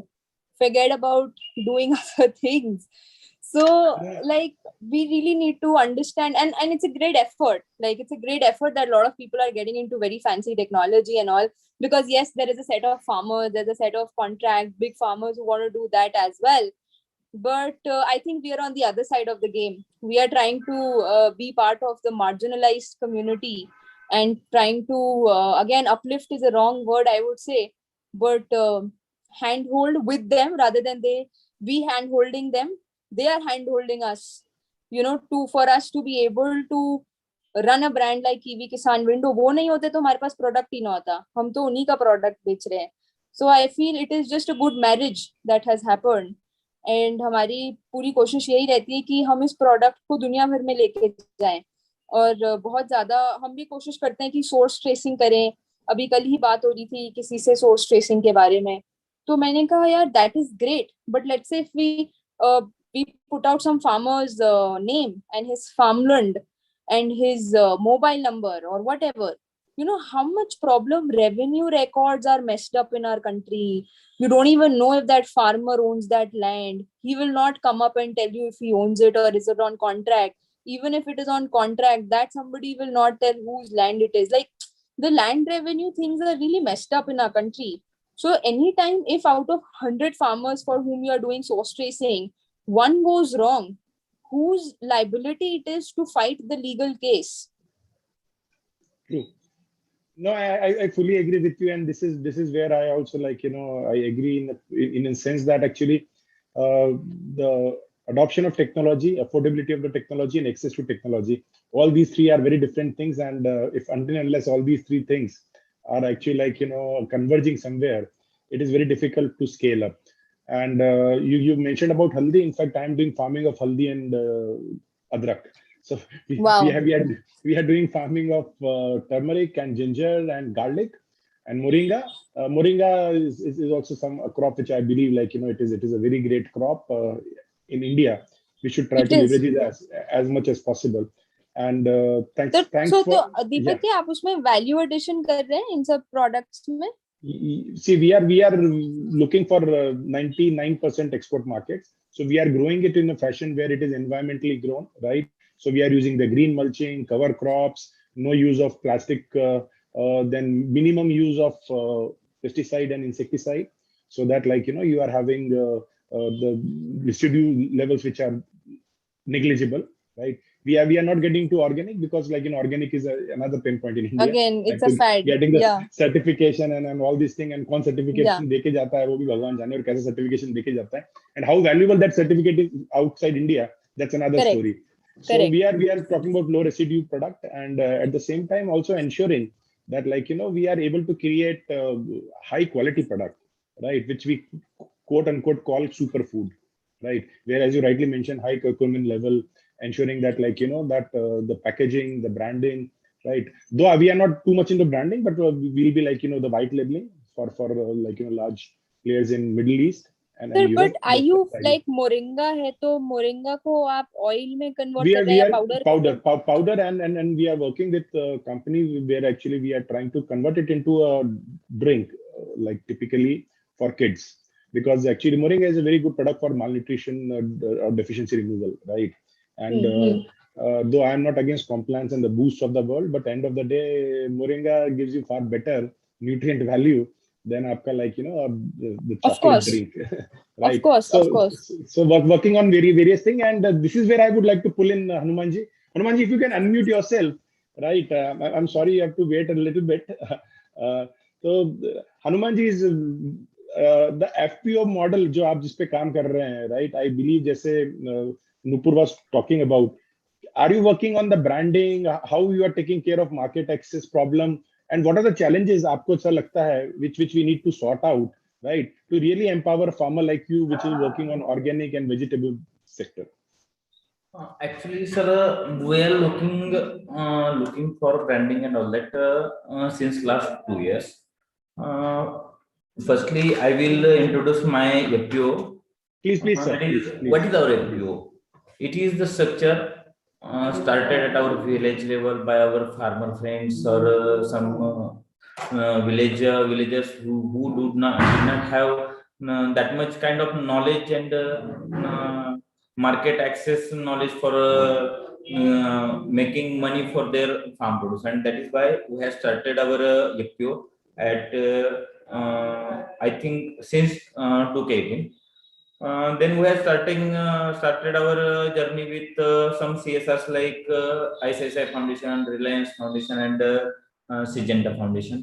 They had given us some special tutors to train our farmers, and then with their very good valuable support, we had make very good farmer group, and then we had get some buyers also from international and domestic level, that is Wadilal, then NTM Major Organic, Reliance, then Big Basket. It is we are very happy to say that कि हम पिछले कुछ 2 सालों से गुड़गांव में big basket को onion supply कर रहे हैं, Then organic and residue vegetables are being supplied to Indian Veg Organic and Vadilal. Also, we have given fresh and frozen vegetables to UK based companies like Taj Foods or Go Exports from Netherlands and all that. But when we come across our farmers end, we face too many problems, such like that people do not have that much knowledge about traceability, which our some panelists had given too much information about that. Then next thing is that what is the documentation? What is the global gap certification? What is organic certification? What is the process for this? Then what is such like it, government officials are also unknown about phytoplantation or phytosanitary compliances and all that. So UK standards और Netherlands के लिए हो या European countries है या US के लिए है, यदि हम एक्सपोर्ट्स के लिए जाते हैं तो हमारे गवर्नमेंट ऑफिशियल्स को बहुत सारे पता ही नहीं होता है कि हमें ये कैसा प्रोसेस करना है। यदि हम पूना में जाए या कुछ बॉम्बे छोड़ के महाराष्ट्र में कोई भी एयरपोर्ट पे जाए या कोई भी एग्रीकल्चर डिवीजन को जाए तो उन लोगों को पता ही नहीं होता है कि किस टाइप का प्रोसेस होता है कि आपका शिपमेंट कैसे वो आप एक्सपोर्ट कर सकते हो। जिस एंड पे आपको बहुत सारे प्रॉब्लम्स होंगे। उसके बाद आता है आपका बायर आइडेंटिफिकेशन का प्रॉब्लम और नेक्स्ट में आता है आपका जो पेमेंट का सिक्योरिटी होता है। तो इसमें जाने के बाद हमने ये सोच लिया कि ये सब कुछ करने से तो अलावा है कि जस्ट थिंक दैट कि हम we are exporting near about 6 up to 10 metric tons of material weekly or 40 tons of material per month. So we had started to supply our vegetables, our fruits and other products to Bombay market or in Pune market, and then we got it that के हम domestic में बड़ा supplies कर सकते हैं। उसमें हमने जब हमारा कंपैरिजन किया तो उसमें टू टाइप ऑफ जो कंपैरिजन आता है उसमें सबसे बड़ा है जो वॉल्यूम। हम जब एक्सपोर्ट्स में जाते हैं तो हमें बायर उतने वॉल्यूम का नहीं मिलता है, यदि मिलता भी है तो उसके बाद भी हमारा डोमेस्टिक में जितना पैसा मिलेगा उतना पैसा एक्सपोर्ट्स में नहीं मिलता है। नेक्स्ट इज दैट कि उसमें क्वालिटी का प्रॉब्लम होता है कि इंडियन फार्मर्स उतने अवेयर नहीं होते कि वो उतने स्टैंडर्ड्स का मटेरियल लिए। टोटल थ्रू आउट महाराष्ट्र में ओनली सांगली में कुछ फार्मर्स है, उसके बाद नासिक में कुछ फार्मर्स है कि who can grow well quality best quality of grapes और वेजिटेबल्स फॉर यूके और यूएस स्टैंडर्ड्स। तो रेसिड्यू फ्री है, उसके बाद रेसिड्यू फ्री का जो स्टैंडर्ड्स है, उसके बाद ग्लोबल गैप है, उसके बाद ऑर्गेनिक सर्टिफिकेशन है, ये सब कुछ करेंगे और उसके बाद जो एक्सपोर्ट्स होगा उस टाइप का स्टैंडर्ड्स यदि मेंटेन नहीं होता है तो हम दूसरे फार्मर्स को छोड़ नहीं सकते हैं। उनको उस लेवल पे जाने के लिए हमें डोमेस्टिक मार्केट को साथ में लेके चलना होगा, जिससे क्या होगा कि वॉल्यूम भी होगा, उनको पैसा मिलेगा और साथ में हम उनको चलेंगे। पिछले 5 साल पहले ये सब कुछ नहीं था, ब्लॉकचेन नहीं था, ERPs नहीं थी, या रेसिड्यू फ्री के लिए भी कुछ ज्यादा रिस्ट्रिक्शंस नहीं थे, अभी आ रहे। तो हमें क्या करना चाहिए कि बैकएंड पे इन फार्मर्स को ये सब कुछ साथ में देना है कि ऑर्गेनिक यदि we are exporting our material as a residue free material to UK or US, then simultaneously we have to complete our organic certification process. Then some products are there just like orange from Nupur है, उसके बाद सोलापुर से pomegranate है, या सांगली से इलायची केला छोटा वाला केला आता है, या बीड़ में आपको केशर मैंगो मिलेगा। This type of product should be get GI certification and which can be marketed very good in export market. And ये सब कुछ हमें साथ में साइमल्टेनियस करना चाहिए।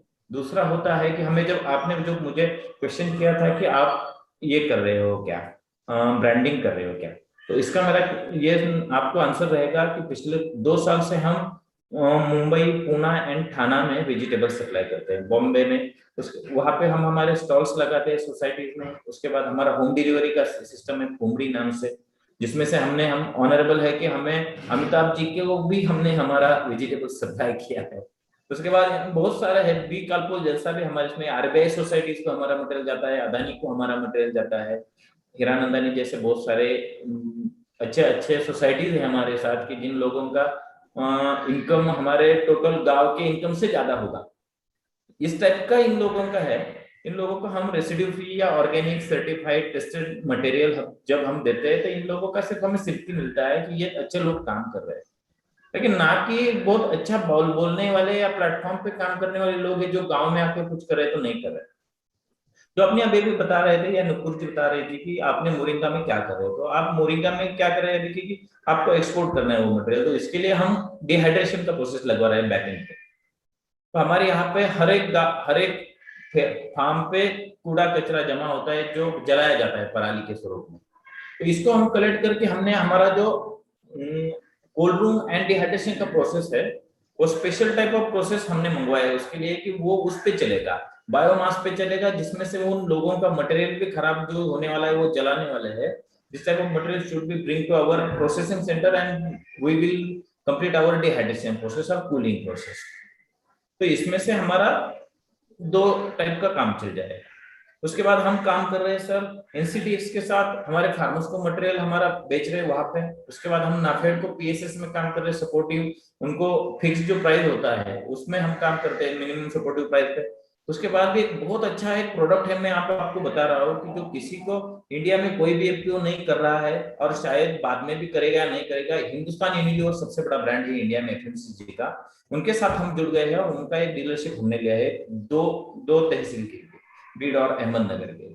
इसमें एक ऐसा होगा कि उनके 247 प्रोडक्ट है वो हम सभी जो रिटेल स्टोर्स है उनको हम बता रहे हैं। जैसे कि नुपुर जी को है तो उनको 3000 आउटलेट मिल रहे थ्रू आउट द इंडिया के, और वो होंगे ओनली पेट्रोल पंप्स पे, लेकिन हमारा होगा लाइव आउटलेट, यानी कि उन जो भी किराना माल की दुकान है या जो भी मेडिकल स्टोर्स है उन सभी मटेरियल यहाँ पे हमारी तरफ से मटेरियल जाएगा जो कि प्रोडक्ट मैन्युफैक्चर्ड बाय HUL होगा।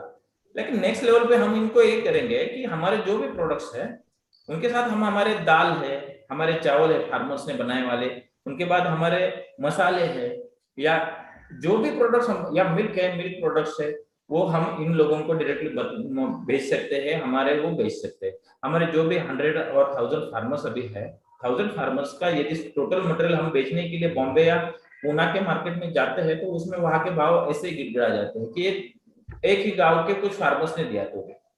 और जब हम एक्सपोर्ट्स की बात करते हैं तो सर 1 या 2 कंटेनर या कोई बड़ा वॉल्यूम नहीं होता है, एक गांव का जो वॉल्यूम होता है वो बहुत बड़ा होता है सर। जब आप फार्मर एंड पे आ जाते हो, जो बड़े बड़े लोग हैं उन लोगों ने फार्म का मंडी देखना चाहिए कि फार्म पे कितना मटेरियल लिखता है। आज ग्रीन मूंग आ रहा है तो इसका 4 दिन पहले भाव था 9000 से 10000 रुपए, एनसीडीएक्स में भी चल रहा था, मार्केट में भी चल रहा था। जैसे कि हार्वेस्टिंग शुरू हो गया भाव आ रहा है 6000 रुपए, तो 2 दिन में आएगा 4000 रुपए। तो ये बड़ी प्रॉब्लम है कि जब हमारा मटेरियल फार्मर्स का आ जाता है तो मार्केट धड़ाक से नीचे आ जाता है, क्रैश होता है मार्केट। हम जब शेयर मार्केट की बात करते हैं तो 5% या 7% का मार्केट जब गिर जाता है तो लोग इतने सारे न्यूज पॉपअप हो जाते हैं। लेकिन जब हमारा मटेरियल जो 990 रुपीज पर केजी चल रहा था 4 दिन पहले, वो अभी 40 या 50 रुपीज पर केजी बिक रहा है, तो आपका किसी को कुछ नहीं पड़ी है। लेकिन जब ऑनियन का प्राइस जब 20 रुपीज से लेके 80 रुपीज तक जाता है तो आपको टीवी पे दूसरा कोई दिखाई नहीं देगा। तो ये जो है तो ये सिनेरियो हमें चेंज करना है। दूसरा है कि इतने सारे एंटरप्रेन्योर्स है, इतने सारे एग्टेक के कंपनीज है, उन लोगों को फार्म एंड पे देखना चाहिए सर। अभी मैंने 3-4 ERPs के साथ जब बात किया तो इन लोगों का ये प्रॉब्लम है कि उन्होंने ये इन्वेस्टमेंट किया है, ये प्रॉब्लम भी नहीं बोल सकते हम, लेकिन एक्चुअली उन्होंने ये रिसर्च करने में इन्वेस्टमेंट किया है। जब तक ये फार्म लेवल पे आता है तो उसका जो कॉस्टिंग होता है वो पर farmer near about 25 to 30,000 rupees पर आ जाता है। तो जब इतना सारा कॉस्टिंग ये जो आता है तो वो फार्मर्स वो अफोर्ड नहीं कर सकते इन कंडीशंस में। यदि उसको 9000 रुपए का मूंग जाएगा तो वो अफोर्ड कर सकता है, लेकिन उसका जब 4 दिन पहले वो 90 रुपीज पर केजी चलने वाला जो मूंग है वो 50 या 60 रुपीज पर केजी आता है तो वो नहीं चलेगा। तो इसके लिए हमें कुछ तो भी परफेक्ट मॉडल बनाना चाहिए। दूसरा है हर एक गांव में यदि एफपीओ चलती है तो जो पुराने समय में जो पीएसी चलते थे, प्राइमरी एग्रीकल्चर फाइनेंसिंग के जो कमिटीज हुआ करती थी, तो ऐसी यदि एफपीओ बनेंगी हर एक गांव में तो कुछ भी काम नहीं होने वाला है, क्योंकि एक पॉलिटिकल एक स्टैंडअप बन जाएगा। इसमें चाहिए परफेक्ट एंटरप्रेन्योर काम करने वाले लोग, दूसरा चाहिए आपके जैसे जो भी लोग हैं वो 100% उन एफपीओ में गवर्नमेंट ने पॉलिसी अभी चेंज करना चाहिए कि हर एक कंपनी में कुछ डायरेक्टर ऐसे एमिनेंट डायरेक्टर्स होने चाहिए, प्रोफेशनल, उनका कोई तो ज्ञान होना चाहिए, क्योंकि कंपनी कैसे चलाना है, उनका कंप्लायंस कैसा है, सीएस के साथ क्या बात करना है, या सीए कितना फीस लेता है, ये भी इन लोगों को पता नहीं होता है। तो ऐसे बहुत सारे एपीओ के डायरेक्टर्स होते हैं या चेयरमैन होते हैं, मेरे पास आते रहते हैं। इन टाइप का जब हम बात करते हैं या हमारे बहुत सारे कॉन्फ्रेंसेस भी यहाँ पे बैक एंड पे चलते रहते हैं, तो तब हम बात करते हैं कि जिस टाइप के फेडरेशन की जरूरत है, जब आप फेडरेशन में बात करें तो उसमें भी पॉलिटिक्स आ जाता है, तो इसको छोड़ देना ही अच्छा है। लेकिन एमसीए के लेवल पे यदि कोई ऐसा रूल आ जाता है कि आपको इस टाइप के इमिनेंट डायरेक्टर्स होने चाहिए कि जो लोग कंपनी के डेली प्रोसीडिंग्स में अपना वक्त देंगे, तो उसके बाद ही एफपीओस कुछ तो भी कार्यकर साबित होंगे। उसके बाद है कि हम बाद में बात करते हैं कि हमें स्कोप क्या करना चाहिए। स्कोप है तो स्कोप में है अभी वेजिटेबल्स है, फ्रूट्स है, उसके बाद हम काम कर सकते हैं सर एरोमेटिक एसेंसेस में। इंडिया में एरोमेटिक एसेंसेस बहुत अच्छा काम है, उसका जो सेटअप है वो भी ज्यादा इंफ्रास्ट्रक्चर का सेटअप नहीं है कि एसेंस निकालने के लिए जो हमारा डिस्टिलेशन का प्रोसेस आता है वो फार्म लेवल पे हम बना सकते हैं। उसके बाद हमारा आता है सीडलिंग्स होते हैं, सीडलिंग्स और प्लांट डायरेक्टली एक्सपोर्ट होते हैं सर। हमारे यहाँ पे अहमदनगर डिस्ट्रिक्ट में श्रीगोंदा नाम का एक तहसील है, वहां पे एक पानसरे नर्सरीज करके है, वो बहुत सारे जगह पे प्लांट को एक्सपोर्ट करते हैं। तो अभी ये जो एक्सपोर्ट करते हैं तो वो मटेरियल जब हमने देखा तो वो हमारे फार्म के बॉर्डर्स पे यहाँ वहां लगे हुए जो अनवांटेड प्लांट है वो उन्होंने निकाल के डायरेक्टली जहां जैसे के वैसे वहां लेके गए हैं, और जैसे उनको ऑर्डर आएगा वो कंटेनर में जाएगा। जो मटेरियल आप आपके बॉर्डर प्लांट के फार्म के बॉर्डर पे आप काट रहे हो और उसको जला रहे हो, उसका वो पैसा बना रहे। इट मीन्स ये जो पैसा है वो आप भी बना सकते हो, हम भी बना सकते हैं। इसके लिए हमें क्या चाहिए कि एक परफेक्ट मॉडल बनाना पड़ेगा, और दूसरा है कि फ्रंट एंड पे आपको बायर देखना पड़ेगा कि जो होगा। तीसरा है आपका कि लोकल जो मार्केट्स है, उस लोकल मार्केट में यदि आप ब्रांडिंग के लिए जाएंगे तो बहुत टाइम लगेगा। इसके लिए जो एग्जिस्टिंग ब्रांड्स हैं उनको एक परफेक्टली सप्लायर चाहिए होता है जो टाइम पे मटेरियल देगा, क्वालिटी का अच्छा मटेरियल देगा उसके पैरामीटर्स के हिसाब से, और पेमेंट का सिक्योरिटी रहेगा। यदि मेरा मटेरियल जाता है गल्फ में या कोई भी कंट्रीज में, तो वहां पे एफपीओज का कोई आदमी वहां पे जाता नहीं। जैसे कि हमारा बहुत पहले भी बात हुआ था कुछ दिन पहले कि हम एफपीओ जब वहां पे जाते हैं तो हमारा जो होता है कि यदि समझ लीजिएगा कि 10 मिनट पहले all of you are talking in English and I am speaking in Hindi, तो ये जो होता है ना, तो वो क्या होता है, ईज ऑफ बिजनेस जो होता है वो एफपीओज में नहीं है। और टोटली एग्री विथ यू, आपकी बिल्कुल बात को मैं विश करता हूँ। और पहली बात तो मैं आपको कांग्रेचुलेशन करना चाहूंगा, राइट, कि आप बीइंग अ फार्मर आपने इतना एक्सटेंसिव काम किया है, राइट, इतनी स्ट्रॉन्ग आपकी अंडरस्टैंडिंग है, एंड आप अपना टाइम दे रहे हैं अपने गांव, अपने खेत, अपने किसानों को हेल्प करने के लिए। So first of all like from me thank you, right. पूरे देश को आप पे गर्व है कि आप ऐसा सोच रहे हैं, इतने प्रोग्रेसिव हैं। So we are very proud of you, and आपको इस इवेंट में बुलाने का रीजन यही था, we wanted to put it across to the audience which is global audience। ये काफी LinkedIn और YouTube और Facebook से भी it is being going live across the globe। The idea is कि आप जैसे किसान को आपके जो FPOs हैं, राइट, जो आपने सही बोला है कि वॉल्यूम नहीं मिल रहा एक्सपोर्ट में, that's why आप उसके अंदर इतना रिन्यूमरेशन आपको नहीं मिल रहा है, and that is what we want to create। जैसे आपने बताया कि आपके like typical essential oils, aromatic plants, even plant जो आपने एक बहुत अच्छा एग्जांपल दिया है। सो बहुत कुछ इनोवेट किया जा सकता है, लेकिन समबडी हैज टू वर्क आपके साथ, राइट। जो हम जैसे लोग अनफॉर्चुनेटली जो एयर कंडीशन रूम में बैठ के प्लान करते हैं, उनको खेत पे उतरना पड़ेगा, आपके बगल में बैठना पड़ेगा, आपसे सीखना पड़ेगा और कुछ आपको सिखाना पड़ेगा, और साथ में we can go forward. Basically sir हम यूके से भी काम कर रहे हैं। यूके के हमारे कुछ पार्टनर्स हैं जिनके साथ हम घोड़बंदर में हमारा फार्म टू पुख्ता एक मॉडल चला रहे हैं। वहां पे हम हमारा ऑर्गेनिक फार्म का एक मॉडल वहाँ पे बना रहा है, उसके साथ ऑर्गेनिक वेजिटेबल एंड फ्रूट्स का सप्लाईज का है। उसके बाद वहाँ पे हमारा मार्केट भी, लाइव मार्केट लगता है। और वहाँ पे जीआर रेस्टोरेंट करके हमारा यूके में हमारे दोस्त का एक रेस्टोरेंट है, उनके साथ हमने पार्टनरशिप किया है। तो गठबंधन में हमारी कंपनी और वो साथ में काम कर रहे हैं। तो ये भी एक ब्रांडिंग का एक अलग सा ये है कि हमारे जो एग्जिस्टिंग कस्टमर्स है बॉम्बे के, उन लोगों को हम ये मटेरियल सप्लाईज करते हैं वहां से। और साथ ही में हम रेडी टू ईट में भी जा रहे हैं अभी, कि रेडी टू ईट में हमारे फार्मर्स के जो भी मटेरियल है वो सभी मटेरियल हम उनको रेडी टू ईट में कन्वर्ट करके या प्रोसेस करके हम रखते हैं। तो उसका कुछ तो भी 11 महीने का 12 महीने का हमारा उनको हमें टाइम मिलता है वो मार्केट करने का। यदि फ्रोजन में जाते तो 2 साल का हमें मार्केट टाइम मिलता है। उनके साथ भी हम चेंज करके ये साइड का ब्रांडिंग खुद का भी कर रहे हैं। एनटीएम वेजे ऑर्गेनिक जैसी एक अच्छी कंपनी है कि जो हमारे साथ शुरुआत से जुड़ी हुई है। जैसे कि हमारा फार्मर्स ग्रुप था, हमारा यूपीओ भी नहीं था उनके, उन टाइम से वो हमारे साथ है। तो अभी हम उनके पार्टनर है। तो हम भी यूके में और यूएस में उनके साथ ये लेके खुद का ब्रांड नेम लेके जा रहे हैं। इंडिया में भी हम हुंडी नाम से अभी लॉन्च हो रहे हैं। Great, Hanumanji. And to all the audience, please reach out to Hanumanji. And in case you need his contact details and everything, reach out to us. We want more and more people to engage with them and ensure that, like, they're farmers of this FPO. They become global farmers and global entrepreneurs. Thank you, Hanumanji. It was a pleasure to host you. It is an honor to have farmers like you in India. और आज बोल रहा है ना 56 inch की सीना हमारा भी हो गया कि हमारा किसान भी इतना सोचता है. Thank you. So I'll go to Priyam next. So Priyam, you have understood, like, we are having farmers, awesome farmers who are working on ground, and our distribution, you are working on the distribution. So we would like to understand what are the challenges of distributing produce, right, of so many SKUs and making it available to an end user in a way where it makes sense for them. So yeah, thank you, sir, for inviting me. So basically, when we talk about farm to table, so it's never truly farm to table, okay?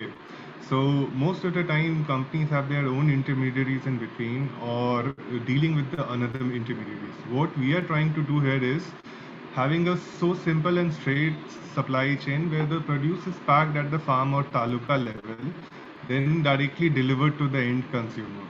That's our core aim. So we are currently operational in Ahmedabad and Gandhinagar, and we operate with roughly 10,000 farmers, of which 1,500 farmers are active in each season, depending upon the crops. So that's what we do. So basically we have a broad range of farmers that we work across. So from fancy hydroponics farmer to small scale women self-help groups. We have a tie-up with government of Gujarat to source from women self-help groups. So as like speakers before me mentioned that technology and everything is not that much penetrated on the end. So we also did enough mistakes in our share to learn all that. So at this point of time, we have a simple analogy and belief that if we communicate everything to the farmer and to the consumer, things will be simpler and easier. So what we do for that is that we collect several data points from the farmer's end, like the educational background, land size, assets, and the past history of the land, like what crop was grown before and how much expectation of output was there, and similarly for the crop which we are dealing with. At the same time, we collect several input from our customer end, where we learn about their eating habits and what are the SKUs and vegetables they are interested in. At the same time, what are the factors, the demand and supply gap is there, like let's say a wedding season comes up, then the demand of onion, tomato, potato increases, and these type of small factors. So basically what we do here is that we act as a data bridge, and more of a data bridge rather than a supply chain company in this case, and we communicate these data points to each of the stakeholders, that is our farmer and our consumer. So we give reports and informations and these kind of things to our farmers that these are the crops if you grow for next season or in these particular months, then you'll get most out of your land depending upon your land conditions and things and so on. And at the same time, our consumer knows that what farm did it came from, what were the inputs in it, and who's the farmer for it. So this is the transparency that we are looking for. So and another thing that we have achieved, I would say, is that the industry standard for fresh vegetable supply chain is something around 35%, 35 to 50%, as mentioned before. And we are able to do it so seamlessly that we see a maximum wastage of 10 to 15%. That too, we are trying to reduce with technology. So we have basically I am also not from a tech background. Okay, so we started this business and this whole idea very manually, where I personally went to the farms, trained for packing, trained the farmers how to pack the stuff and how to handle things. From there, I brought it to a distribution center and gave it to the last mile delivery guys. So scaling this up asked for technological interventions in the whole process. That was very crucial for us to scale from 1,000 customers to next 10,000 or next 1 lakh customers. So what we did here, that small technological interventions at each level of the supply chain and each exchange of hands of the vegetables helped us to grow. Small things like we collect all these data points from our farmers. It helps us to analyze, like, let's say we have an order of 500 or 1 ton of tomatoes, then which farmers to procure from, which will be the most efficient farmer to get it from, so that we can have a continuous supply of tomatoes for the whole season. These small the data points helps us to create AI engines and machine learning engines around this, so that we can select the farmer and optimize the output for the whole supply chain and the farmer at its best. At the same time, on the distribution point, where we talk about the city traffic and the eating habits and the delivery habits of a customer, so we have learned that with every new day and every new or delivery day, we have this thing called dynamic distribution points. Depending upon the density of orders in a particular area, we allocate a remote distribution point and a temporary distribution point to be straight, where my last mile delivery boy goes and picks up the crop. So these are the small technological interventions that we came across in the whole process. Today, we are able to cater, like, at least in every season, we are able to cater 7 to 10 SKUs from local farmers who are like very within like 150 kilometers from the city. And that has been quite an achievement for us. And apart from that, what we are looking at going forward is that to make this effort as seamless, like for next 1 lakh customers, we don't aim to make a huge supply chain like a big basket or a ninja cart model, but making 100 supply chains for next for each 1,000 customer for those 1 lakh customers. So the catch is that in this whole supply chain game, the losses and the leakages are so much in terms of money and the produce, that we want to counter that from day one. We have been very much conscious about making our calls and decisions around it. At the same time, very much conscious about our stakeholders, like how it would affect them. So the whole journey from farm to table for fresh produce, we are able to cater the customers, like harvest as quick as 6 hours or 7 hours from harvest to delivery time. Where in some cases where we have farms like very near to the city in hydroponics, for example, hydroponic farm, there we are able to cater within 1 and 2 hours of delivery. So 1 and 2 hours of harvest. So this is the final goal that we are looking up to. And the technological interventions that we came across is scalable in different sectors, but we picked up the vegetable market and the end consumer, the B2C market, because these were the two most complex markets to deal with. If we are able to crack or solve even 50% of the problems faced by these two markets, we'll be able to scale in different scenarios very easily. Now coming to the market, so as I heard, like most of the speakers and were around exporting the produce. When we started this business, we had one analogy in our mind, that the combined population of Europe, US and most of the export markets is equal or will be equal to the urban population and the middle class of India, mostly by 2030 and so on. So that's what we are trying to cater. The Indian market is so big within itself that most of the produce, jitna bhi local produce hai, if we cater to the local customers at a right serviceability and at a right price point, we'll be able to earn like a significant amount in these local markets.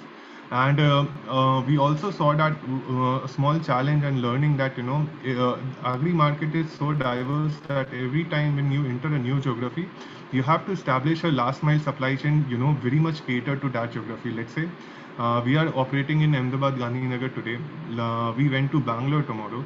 The market is so much diverse from Ahmedabad that the last mile supply chain and the whole farmer onboarding thing is very much special and very much customized to that particular region. So these are like few of the learnings that we came across. And apart from that, we are very much open to onboard new farmers, people who are like within like Rajkot, Gandhinagar, Ahmedabad region in Ahmedabad, and in Gujarat, and are looking forward to take up farming as a profession, or our existing farmers can connect with me, and I can help them outreach to the potential customers. Yeah. Hey, thanks, Priyam. It was real pleasure, right, of understanding the challenges of a distribution, and how the farmers can connect with you to make also that the last mile possibility, or also last mile sales a possibility. So thanks a lot. It was pleasure having you. Thank you.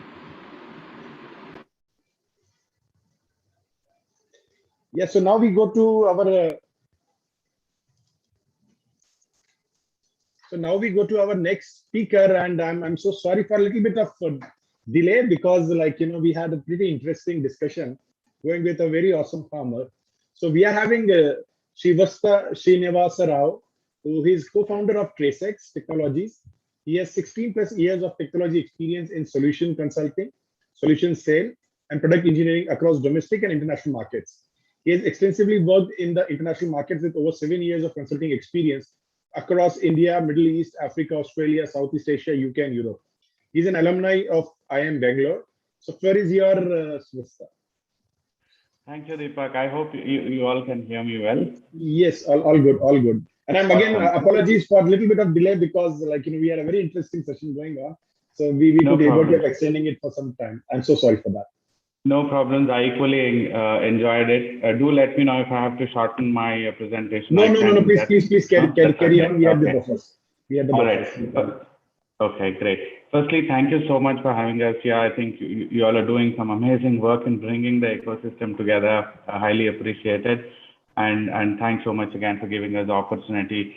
In fact, when you have before your slot, when you have a panel discussion just like the way we had, your job becomes so easy, right? So because everyone has talked about exactly what we are trying to do, we are trying to validate, that gives you so much more confidence that we're building something right here. So great points by Hanumanji, definitely, and would love to share our experience of what we're building in the ecosystem, and we're covering food and agriculture broadly. I'll just share my screen. Sure, please. I have my deck that I would like to go through. Again, if you can please confirm. Yes, we can see your screen. You'll have to just make it full screen. That's all. Yes, I will. Yeah. Perfect.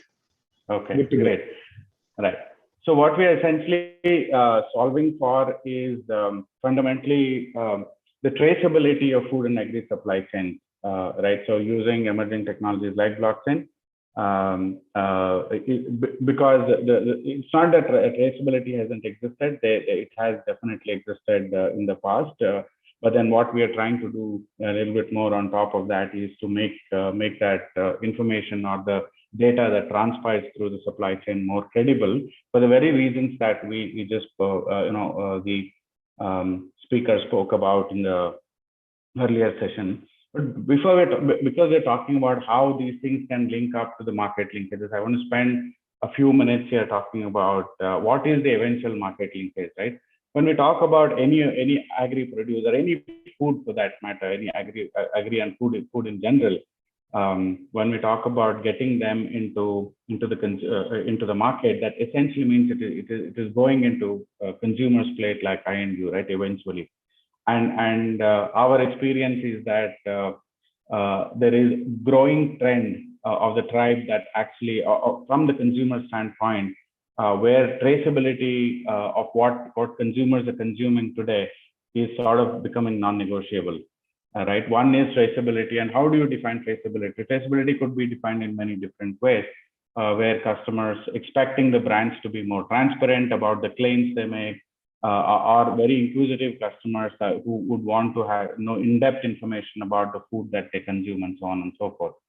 And I just wanted to bring about perspective to it, why traceability is so important and how that sort of connects with the market linkages. So it's a growing trend, right, across the globe. It's a significantly growing market for organizations like us and others that are working in this area. This is a great opportunity for us to build something which is very meaningful and purposeful, eventually connecting both the first mile and the last mile. We've seen the global phenomena where markets are taking up to concepts like traceability, and especially in fresh produce and surprisingly, not so surprisingly rather, so meat and livestock is something else as well that's also growing significantly is what we understand. Therefore, eventually connecting leading traceability, leading with traceability, and how can you create that value for a food produce, which will have that ripple effect across the supply chain is what we're trying to do. But yeah, what we're largely trying to address there as a problem is also that a complexity of the supply chain that inherently exists in the in our especially in emerging markets like us, where there are several points in the supply chain that a produce would have to go through, right from produce being grown all the way till processed, distributed, retailed, and so on and so forth.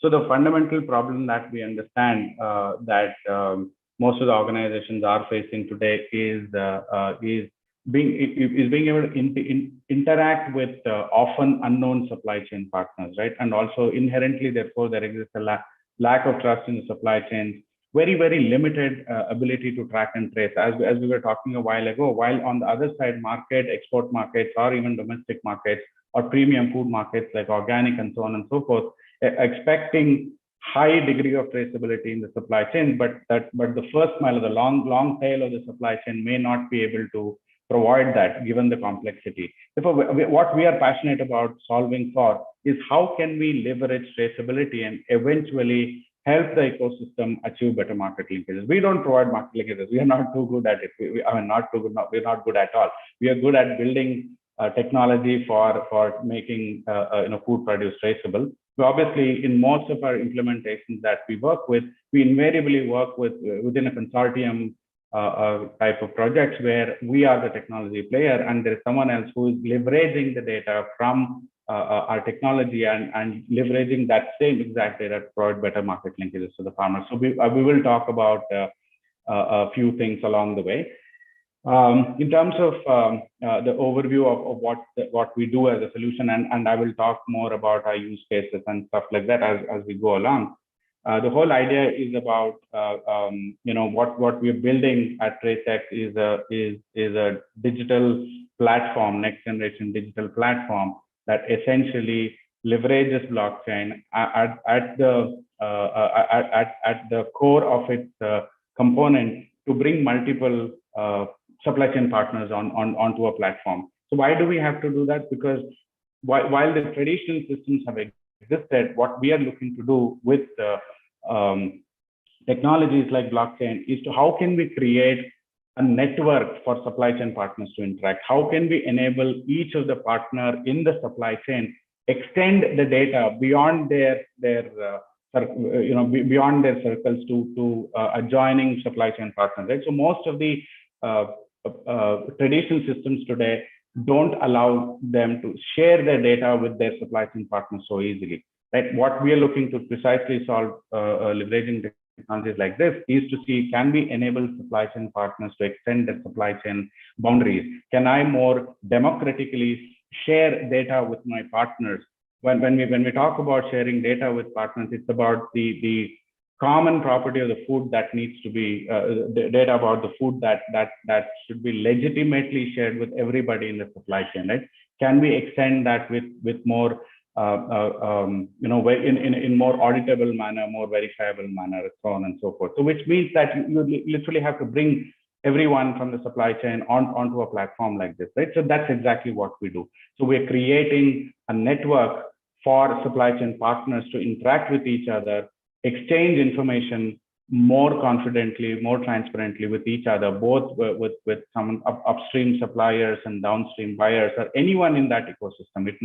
It need not just be the producer and consumer. It could be even value added partners, including logistics and input providers and credit providers and so on and so forth. How could they leverage data from a system like us? That's what we're building. A few use cases that I want to talk about, which is directly linked with the market linkages today, is we work with a company called Green Earth Fresh Produce up there in Nilgiris.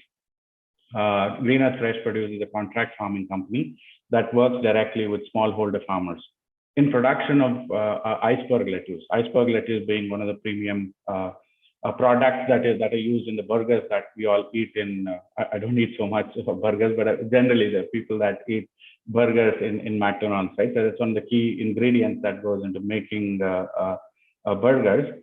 They eventually work directly with farmers in Nilgiris, and typically the smallholder farmers, handhold them right from distribution of the saplings all the way till the produce is collected from the farmers. And eventually the produce is processed and then sold to another intermediary called Vista Foods. Vista Foods is one of the largest suppliers of raw materials for McDonald's globally, is what I understand.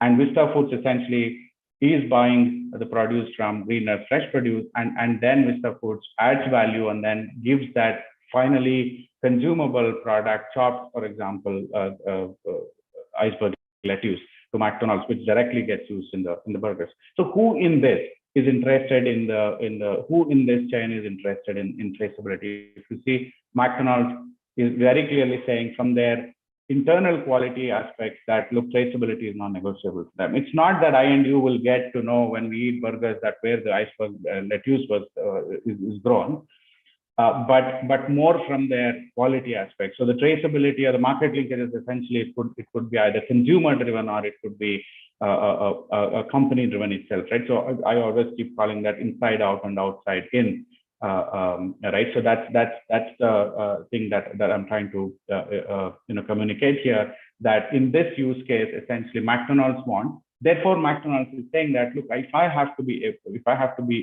buying from you and providing you the premium that you actually are legitimately eligible for, then you have to make that entire supply chain very transparent for me. So where does it go from McDonald's? It goes to Vista Foods. From Vista Foods, it gets transferred over to Green Earth Fresh Produce, and from Green Earth Fresh Produce, the need for traceability is now flowing all the way up until the first mile.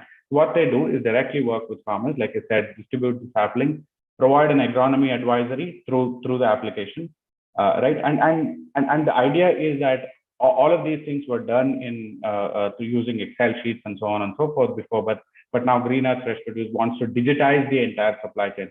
So there is no meaning in talking about traceability if the data is not digitized, right? Because unless it is digitized, everything is as good as what you hear from your upstream suppliers and so on and so forth. So they leverage our application to completely track the agronomy practices that are followed. In fact, I think one of the speakers in the earlier session, they were talking about how consumers would be interested, or anyone in the chain would be interested in knowing about what inputs were used, what package of practices were followed, and so on. And I'm not saying every consumer will be interested in that, but that's more from an internal quality standpoint. So agronomy advisory is provided, and more so here in this project, what McDonald's is also interested in knowing is the controlled usage of residue. Iceberg lettuce being highly vulnerable for pest and disease attacks, they would still want to know. Obviously, it's not possible to do residue-free farming completely in this instance, but they want to make sure that the produce is grown with very controlled usage of residue. And therefore, it's important to provide that agronomy advisory to the farmers, tracking the entire production all the way till produce is harvested.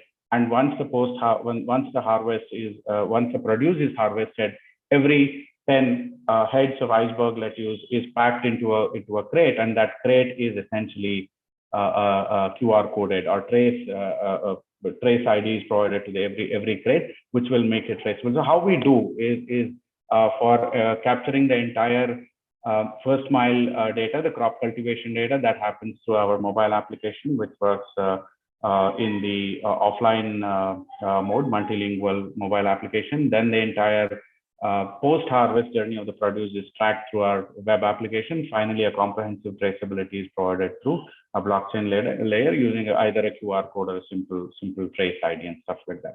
So eventually, when you see how when the crate leaves, Green Earth Fresh Producers pack house and then reaches Vista Foods a warehouse in Mumbai and Bangalore, this is the kind of traceability that they get, which is completely configurable. But this is what Vista Foods essentially wanted, because a lot of this is something that they will pass on to McDonald's as well, right from the time knowing when exactly the batch of iceberg lettuce that they got, which has a unique batch number, which was harvested, to what quality checks were done, what certification, gap certification. Again, Hanumanji talked a lot about documentation, need for keeping documentation. So these are gap certified group. Therefore, information about those things. Then right from what inputs were used. Again, one of the speakers talked about inputs were used and what quantity it was used per acre. When was the produce harvested? Where was it harvested? Where was it transferred? All the way till packing and labeling it and reaching this up until the Vista Foods and eventually to McDonald's, right? So this is and if you see the value that traceability is adding is simply in market linkages, right? When I say market linkages, they already have market linkages. I'm not saying that they got 10x better market linkages just because they implemented it. I'm saying it just makes it much better. The buyer on the other side, your downstream, is feeling so much more confident about the entire supply chain. So likewise, we work across, while iceberg lettuce was just an example, I will talk about others as well.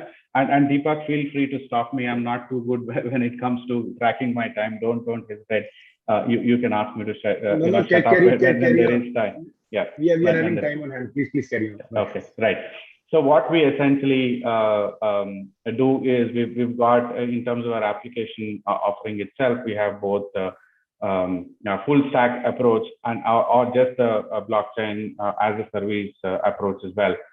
So we are very, very focused on food and agriculture. We don't do any other blockchain except that. I don't think we know as well to do what there. So essentially, in a greenfield project where customer, it could be FPOs, it can be agri corporates and so on and so forth. If they approach us with a greenfield approach saying, look, there is no digitization at all with us, then we go with a full stack approach where we have our own web and mobile applications for digitization in the first place, leading to traceability on a blockchain.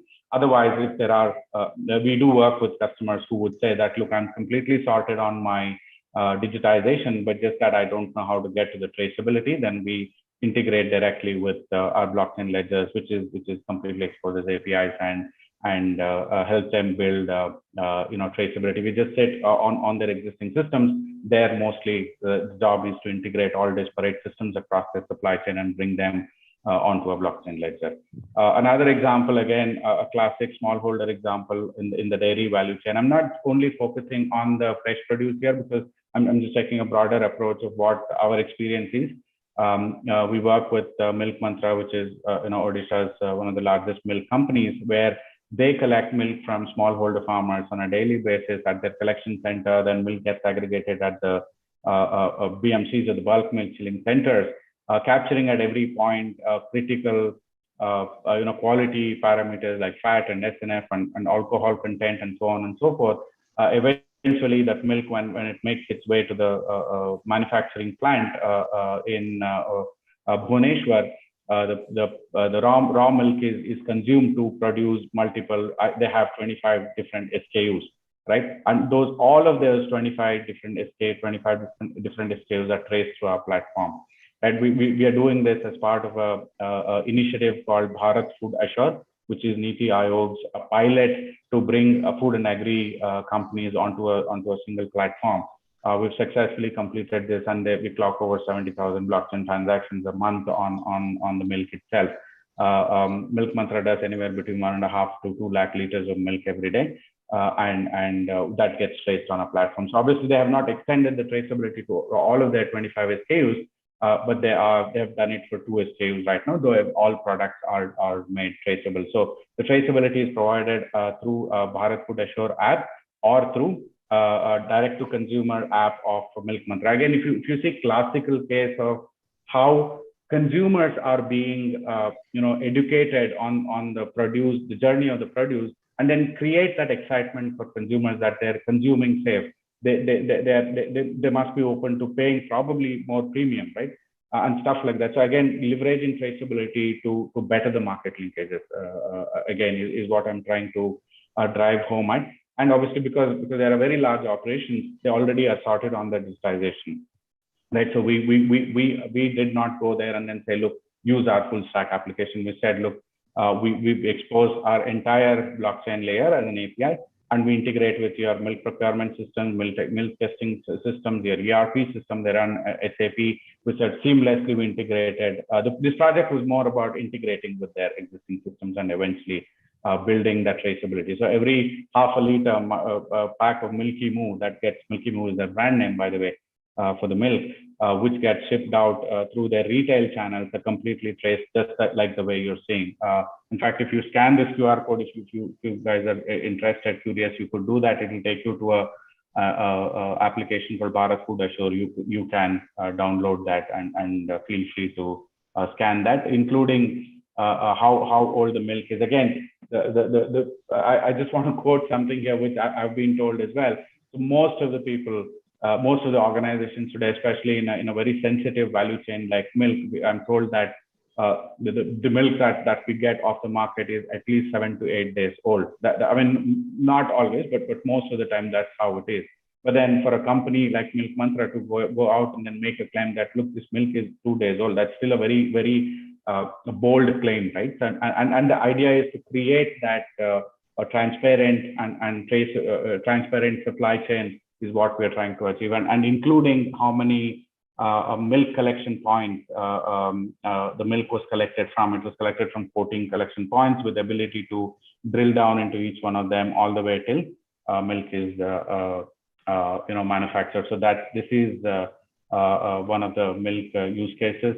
Very quickly, again, I'll go over here. We work with Olam Agro. I'm sure a lot of us in the agri ecosystem know Olam, and this again is more so a focus. This entire project is focused on the principles of SRP. SRP stands for Sustainable Rice Platform, which is to keep in mind producing sustainable rice, essentially, which is traceable and residue free, right? And focusing on 2 varieties of basmati rice. We've been working with Olam for about a year and a half now, keeping in mind economic impact that the initiative should bring an economic, social, and environmental impact that SRP is supposed to bring in. SRP is a set of principles that revolve around ESG goals, essentially, economic, social, and environmental impact. So all of these things is what we are part of. It's a very large initiative. We are a small part of the large initiative,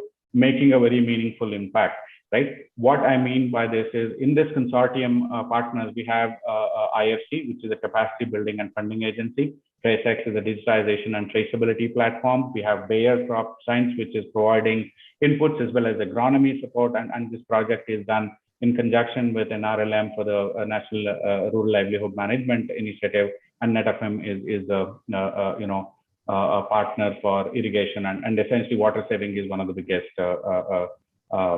objectives as well here. So we are part of that larger goal, larger initiative. And what is the larger initiative? One is produce better quality rice, provide better feed, increase farmer incomes very clearly. Again, goes back into the market linkages, reduce the cost of production. It's not only about increasing the farmer incomes by a few percentage. It's also about reducing the cost of production itself, right? Giving appropriate economy advisory, increasing the yields. All of them contribute to the farmer livelihood, right? Essentially, and also, like I said, SRP is all about how can we decrease the water usage. So that was a large initiative, and this rice is getting exported completely over to the Europe and US, and therefore traceability is must. And I think that's what Hanumanji was also saying. So in this project, very interestingly, on the blockchain, for example, so we have farmers on one end who are being supported by a group of field associates that are working with farmers, and they are from Olem, Bayer, and as well as local Krishi Sakhis who are the local communication channel with the farmers directly. Then we have Olem, who is on the blockchain network. Then we have, very interestingly, we have Eurofin Laboratories, which does residue testing on the platform.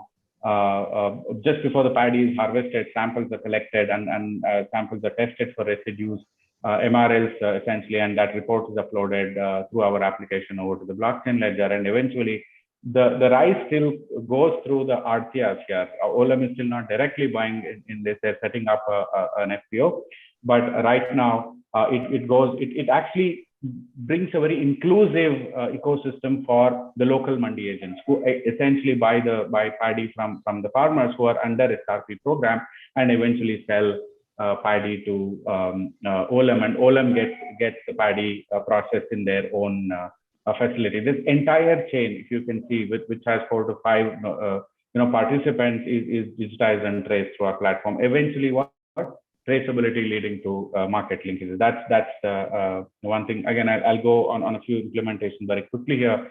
Again, MTR Foods, a very large FPO, about 1,000-member FPO in northern part of Karnataka. That's actually growing a specific variety of chili, which is largely, very largely consumed by MTR. They consume that variety over 1,000 metric tons, and they have deflected their procurement channel to at least procure about 200 to 300 tons as against the 1,000 tons of requirement annually. They have deflected that 200, 300 from working directly with farmer producer organizations here in Karnataka, which essentially it's about sustainable production, consumption of aflatoxin-free chilies, residue-free chilies. Again, nothing to do with organic, but it's very controlled production of chilies, which will meet quality and quantities, standards of MTR, eventually leading to higher incomes for the farmers and financial inclusion and better supply chain visibility for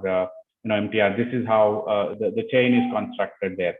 It is a PPP project. I'm personally a big fan of PPP projects, right?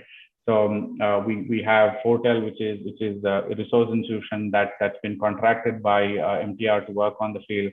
Farmer producer company that's categorically growing chilies for MTR.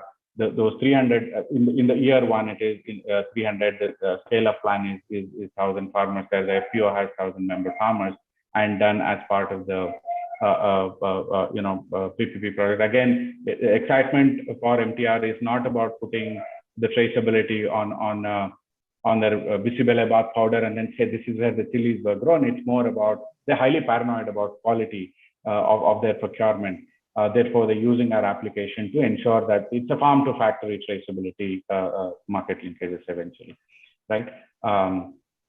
And again, we work with several of these, about 25 of these customers. We have, I'll briefly touch upon them. We have, seed traceability. Again, I'll talk a little bit more about in the following slides with Government of Telangana. Then we have a group which supplies to companies like Safe Harvest, a brand which stands for residue-free produce. That's essentially leveraging our application to build traceability. We have SAMAgri, which is India's largest exporter of pomegranates, that use our application, and several other customers as well. So we'll talk about a few of them. So we do work with a coffee brand, a different perspective to traceability, where the brand wants to directly work with the plantations here in Karnataka, Chikmagalur, where they want to track all the activities that are happening on the plantation. Then coffee supply chain itself has the raw coffee. The berries are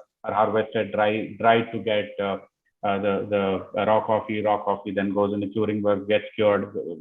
Green coffee is what you get. Green coffee is roasted, and roasted bean is what finally consumed either directly for coffee, brewing coffee, or many different things, right? So this is how Slay Coffee, for example, uses that, and they directly work with the plantations in procuring this. So we are extending this to a few other customers in coffee.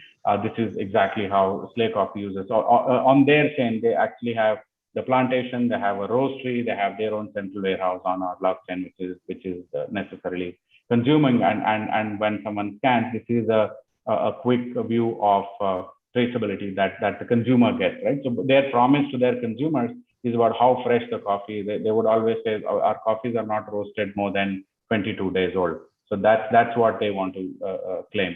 Again, a classic use case of market linkages, direct working with farmers. This is a project that we did. And again, I keep going back to Hanuman's point, because I think he made a very important point, that they as a producer organization are trying to create a brand, right? That's exactly what a group in Kerala called Vegetable and Fruit Promotion Council for Kerala, which is directly under the Department of Agriculture, Government of Kerala, did. They've created a brand called Thalir for the locally grown Naindran variety bananas, which are getting exported over to the UK to be able to serve the Kerala diaspora in the UK, right? So all of them can relate emotionally well with Naindran bananas that are originally grown in Kerala. So that's last year that we worked with the Government of Kerala in building a comprehensive traceability for export. So this is actual photos that you are seeing, where once the consignment reached Kerala, this is how it was displayed in the outlets in the UK, where the bananas were completely traced through our platform. So this is a classic use case of directly the group, which is VFPCK short form. They promoted the entire project. Technical support was given by production. On the production of the banana itself, it was given by NRCB, which is National Research Center for Banana in Trichy, which is under ICAR, and we had Krishna Traders, who is the exporter, and we orchestrated the entire technology layer for them. Amazing project, great market linkage. I mean, directly how traceability could be leveraged in market linkage. Again, lots and lots of them, different use cases. Here we are solving for use case of spurious seeds in the state of Telangana for 6 varieties of paddy. And we all know the issues with unbranded seeds, which is mostly the ICR produced seeds are by default traceable, that there isn't too much problem there. But then the private seed production is completely spurious. They're often very low quality seed, which is generated completely non-traceable, especially non-certified seeds, which are called truthfully labeled seeds. And they're unfortunately they're untruthfully labeled seeds many times. That's what we are trying to solve for, right from production of the seeds, distribution of the foundation seeds or the base seeds to the farmers, to tracking the entire production, procurement of seeds from the farmers, processing the seeds, getting it certified, all of that getting traced up until the time. This is exactly the right pictures from the pilot that we did, where every farmer that brings in their produce, it gets tagged with our traceability code each and every bag, so that the bag that is bought by one is the farmer who's bringing the grown seeds and the farmer who's consuming the seeds for crop production, right? So that is completely traceable on our platform. This is how the sample traceability looks like, including calling out things like what certification, date of germination, genetic purity, where was it grown, and all of the processing, etc., the complete information. And yeah, very quickly I'll go over and then maybe stop and we'll be happy to take questions. We work with a direct to consumer. Again, one of the points that Hanumanji made is about a consumer brand, creating a consumer brand, right? And then that brand standing for authenticity. So here is a brand called Timios that does infant food. Their claim to fame is that the food is not older than the baby itself. That's how Ashwini Chaitanya, who is the founder, puts it. It's his words. Where they procure from the farmer producer companies or the companies that are certified organic, they procure raw materials, put it through their own manufacturing process till the time they actually get ragi porridges. Porridges is a product suite that they are using, a product line that they're using our traceability for, eventually making their product very traceable, talking about sourcing and their manufacturing, packing, etc., and eventually leading to engaging consumers meaningfully as well. We've started working. We started very small a couple of years ago, and then we've extended into several other use cases. And we also strongly believe that food is a horizontal, and we don't want to look at it like a vertical. Within food, we have fresh produce, seeds, livestock, dairy, etc., which has the same need for traceability and stuff like that. So broadly, what it brings together is digitization at the farm level, providing better access to income, higher income, better market linkages, all of them, going back to better market linkages. Then the whole ecosystem getting benefited from it, right from the agribusinesses to aggregators to partners to consumers and so on and so forth. Very briefly, this is how the product looks like, and I will stop here. Maybe how the so this is the front end of the blockchain. Everyone, when we talk about to people, they'll after hearing me, they'll say, "Where is blockchain?" Right? So you can't show the blockchain like this. So the platform that puts data out of the blockchain is this, right? So that it's always done through data ingestion layers. So this is the work that we've been doing. So this is the internal traceability. While earlier thing that I showed is the perspective for consumers on how they can track and trace. This is like an internal traceability where food quality, food safety, track and trace, and food recalls, all of that can be managed through the application. I'll stop there. Again, thank you so much for the opportunity and the time. I'm happy to take any questions. I hope that that was meaningful and you did take something away, hopefully. Thank you. It was very meaningful, definitely. That's why I didn't had I'll say courage to stop you, right? It was so passionately done, mesmerizing. It reminds me like 5 years back when I used to do the speaking. Believe me, as an entrepreneur. So congratulations, we have traveled a lot, right? From the last time I heard about you in my discussion with Neeraj, I think it was in UK you traveled together. So yeah. So Neeraj is my UK buddy. Yeah. So congratulations, great work. One question only because of lack of time. Are you looking to explore opportunities outside India? Absolutely. I think one of them that's very strongly coming, Deepak, especially in the other food sectors, aquaculture as well as livestock. We've had very encouraging discussions so far. So we definitely are at this point in time looking to expand beyond India. So India has been great learning for us, and we can see scale coming up from here as well. But I think a product like this, we will be humbled to actually look at other markets as well. No, because I'll just give you I know we are lacking time, but still three pointers, right? There is a huge demand for these type of solution when actually import happens in Middle East, right? Yeah. The traceability from the the landing of the product going all the way to the retailers, and then the final consumer taking that. So definitely companies like Lulu and all that would be very keen to take it over. Second is that, as you rightly mentioned, aquaculture Indonesia, Philippines, and Thailand, right? They are working on very high cost products, right? Where actually traceability is very important.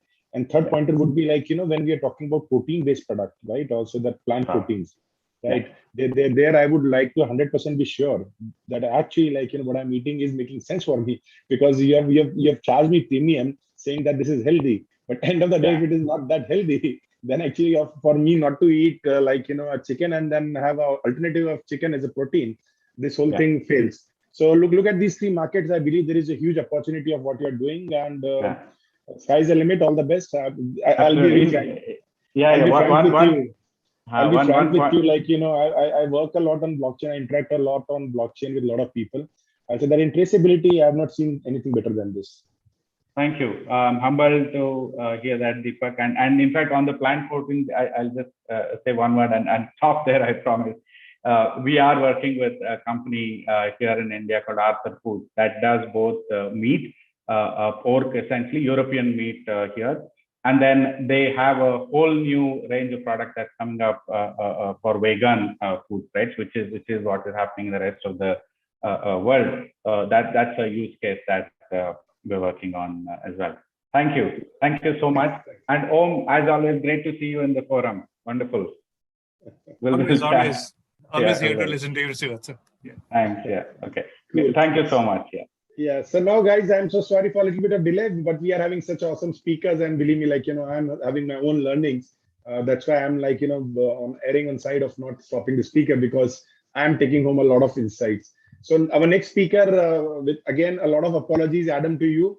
He's all the way from Switzerland. So Adam is founder of Swiss startup Croply. Adam has over 15 years of experience managing food business with a flair for technology innovation, working closely with the IOTA Foundation. Adam turned to agriculture to support the needs of local farmers through the development of traceability and digital identity system. Adam is also the founder and event coordinator for AgriD convention, bringing a focus toward blockchain technology solutions in agriculture. And I'm very keen to work with Adam on the AgriD, and that's why, Adam, you can see that some of the jewels from India in blockchain were on display today, and we look forward for Srivatsa, to Om, all and Gopi to work with you and make this AgriD a big success. Over to you, Adam. And don't worry on time, please continue as much as you like. We are loving this interaction. And again, apologies for keeping you waiting for 20 minutes. I'm so sorry. No, you don't have to apologize at all. The insights are amazing today. And the work you're doing here, bringing people together to discuss, share and learn, it's awesome. And it's just great to be a part of it. So thank you. So yeah, can you see my screen? Is that all right? Yes, we can. I can see your screen. I can hear you loud and clear. Please go ahead. Okay, so as Deepak mentioned, working at Croply, we focus primarily on digital identity and traceability in agriculture and the food supply chain, with this vision that we all have of bringing accessible solutions to farmers and food businesses that can bring this added value to their produce and to communities. Now, today I'm not going to talk exactly about the work we do, but rather the work many of us are doing and how technology can help us support this growth and opportunity for small and medium farm and food businesses. Now, when we look at market access, there are so many factors that come into play. What I'll focus on today, though, is the value chain and what areas can help bring more value on farm to support the ability for farmers to offer competitive produce across the different markets. I'm going to take a high-level overview and hopefully share some insight into specifically blockchain technology, which seems to be a favorite today. Blockchain technology specifically in value chains and the solutions and platforms that currently exist and that are providing increased value for farmers and safer, more trusted food for the consumer. So to begin, we really need to understand what value is, as we all have a different perception of value, dependent upon our role in the food chain. Now, traditionally, value is seen as taking a product and increasing its worth, which traditionally is seen as taking a seed, growing grain and processing it into flour, or feeding corn to an animal to produce meat. And this traditional perception of value is relatively easy to define. But when we address the wider scope of agriculture and the food value chain, it's apparent that it's a lot more complex than this today. I've borrowed this next slide from CGR, which shows a complex web of factors that come into play when looking at value within the agricultural space. Now, what each of these little dotted lines doesn't illustrate, though, is that this is primarily relative to one thing, and that's information flow or data. As Srivatsa mentioned in the previous talk, businesses, clients, and consumers increasingly expect access to information and these results at the click of a button. And value is increasingly becoming more and more data-driven. Things like, where was my food produced? How was it farmed? How much waste was created along the supply chain? And whether it's a manufacturer looking at produce origin or authenticity, or a transport company exploring the reduction of food waste or food miles, right through to the consumer looking at the environmental impact and provenance of their food, it's all about this information. And the area I'm going to focus on today is the farmer, whether it be securing trusted seeds and inputs, access to finance, documenting authenticity, or improving market access opportunities. There are numerous areas of value that can be added in this last mile. And the data behind all of this is the key to bringing in this increased value to the agricultural value chain. So if this information is so important, where do we start in securing this data to create this added value? When we observe the majority of current systems, and this was mentioned earlier as well, we can clearly see they are not sufficient to support this additional data value. Looking at many current data networks, we observe a trend that revolves around legacy systems, hard to access centralized databases, and paper-based record keeping is still very prominent throughout the industry.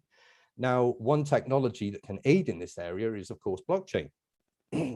Now, as we all know, blockchain is a technology that is still to many a controversial topic. And despite its increase in adoption, it is still rather misunderstood and often shelved as a solution due to this lack of knowledge or understanding. But what blockchain is it's simply a distributed technology that can allow, like, any number of stakeholders the ability to share and observe distributed information in a trusted manner. It's been popularized by cryptocurrencies, although these are just one product that can be built on top of the tech. Much in the same way, for example, the internet is a technology that allows us to read the news, send an email, build a business, or create a social media network. Blockchain also supports different products, such as the cryptocurrencies, digital identity, digital assets, smart contracts, data marketplaces, but to name a few. And these are all secured in this distributed way so that all parties involved can observe and trust the data that's presented. Now, what this technology provides is potential. It's the potential to build these distributed systems that can enable the trust, transparency, and, of course, traceability of data through a number of different solutions. And with the ability to trust and secure data in this way, a level of value is added that presents countless opportunities for the farmer and right through to the customer. I also just want to quickly share this slide. It's from a paper, blockchain-enabled supply chain, which is available on Springer, and I'll share the link later. It illustrates the complexity of the blockchain ecosystem, but this barely scratches the surface of the actual number of different types of DLT, blockchain development environments, applications, use cases. But what we can see, though, is that each network has different capabilities, and that there, excuse me, and that there are a number of different technologies that support a multitude of use cases. And this is evident in how agricultural businesses are actually utilizing these different blockchain technologies, all dependent upon their individual challenges. And with all of these complexities aside, it's also important to know that much like other technologies we use in our daily lives, the applications that are user-facing are built so that we don't actually have to understand how this works, which is really good because I still struggle to get my head around it. And much like you're watching this video now, you may not know how the server and the application code has been developed to ensure that I can send and you can receive this live video feed. We trust this technology because it works. And likewise, startups, SMEs, and enterprise businesses are all creating applications with accessibility at the forefront of the design process. And this accessibility to technology, it opens up the technology to those who need it the most. So with a brief overview of the tech out of the way, how does this all fit into agriculture? I'm pretty sure many of you are aware of the famous example that Walmart did working with the IBM Food Trust, tracing the origins of fresh mango slices. They managed to reduce an almost week-long manual trace of one single ingredient to less than 3 seconds.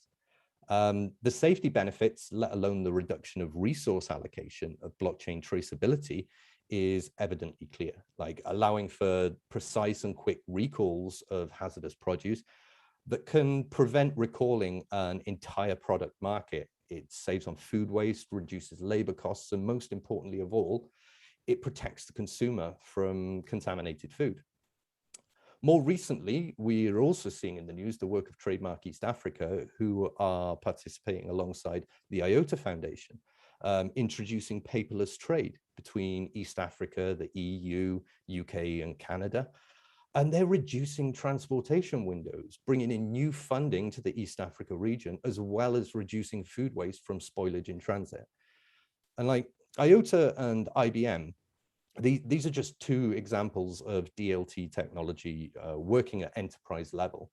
If we take a wider look at the blockchain ecosystem and what solutions are available, we can actually see an increasing trend of SMEs and startups building on-the-ground solutions like some of the ones we've seen today, where value can be added for last-mile farmers all around the world. I mentioned earlier, just a moment ago, the blockchain also supports a number of different products. Like decentralized finance is obviously the most familiar one. We've almost all heard of Bitcoin and Ethereum, and these days many are pretty much aware of the benefits of peer-to-peer digital currency can provide. There are, however, countless other areas of the tech that can and are being used to bring this security and trust to agricultural systems, which are somewhat less apparent. One of the most beneficial is probably digital identity. Now, digital identity is the use of cryptographic identifiers and keys to ascertain an individual, organization, a business, or even an asset or product is exactly who they say they are or what they are. And this can be used to verify any number of data entries that can provide trust and bring added access and value into agriculture. One prime example of this is the work of Farm Credibly in Jamaica.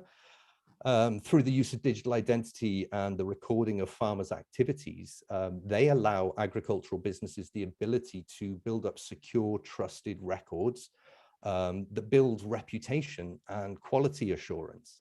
Now, with an immutable history of a farmer's activities and their capabilities, this brings added value to the farmer's business and their produce.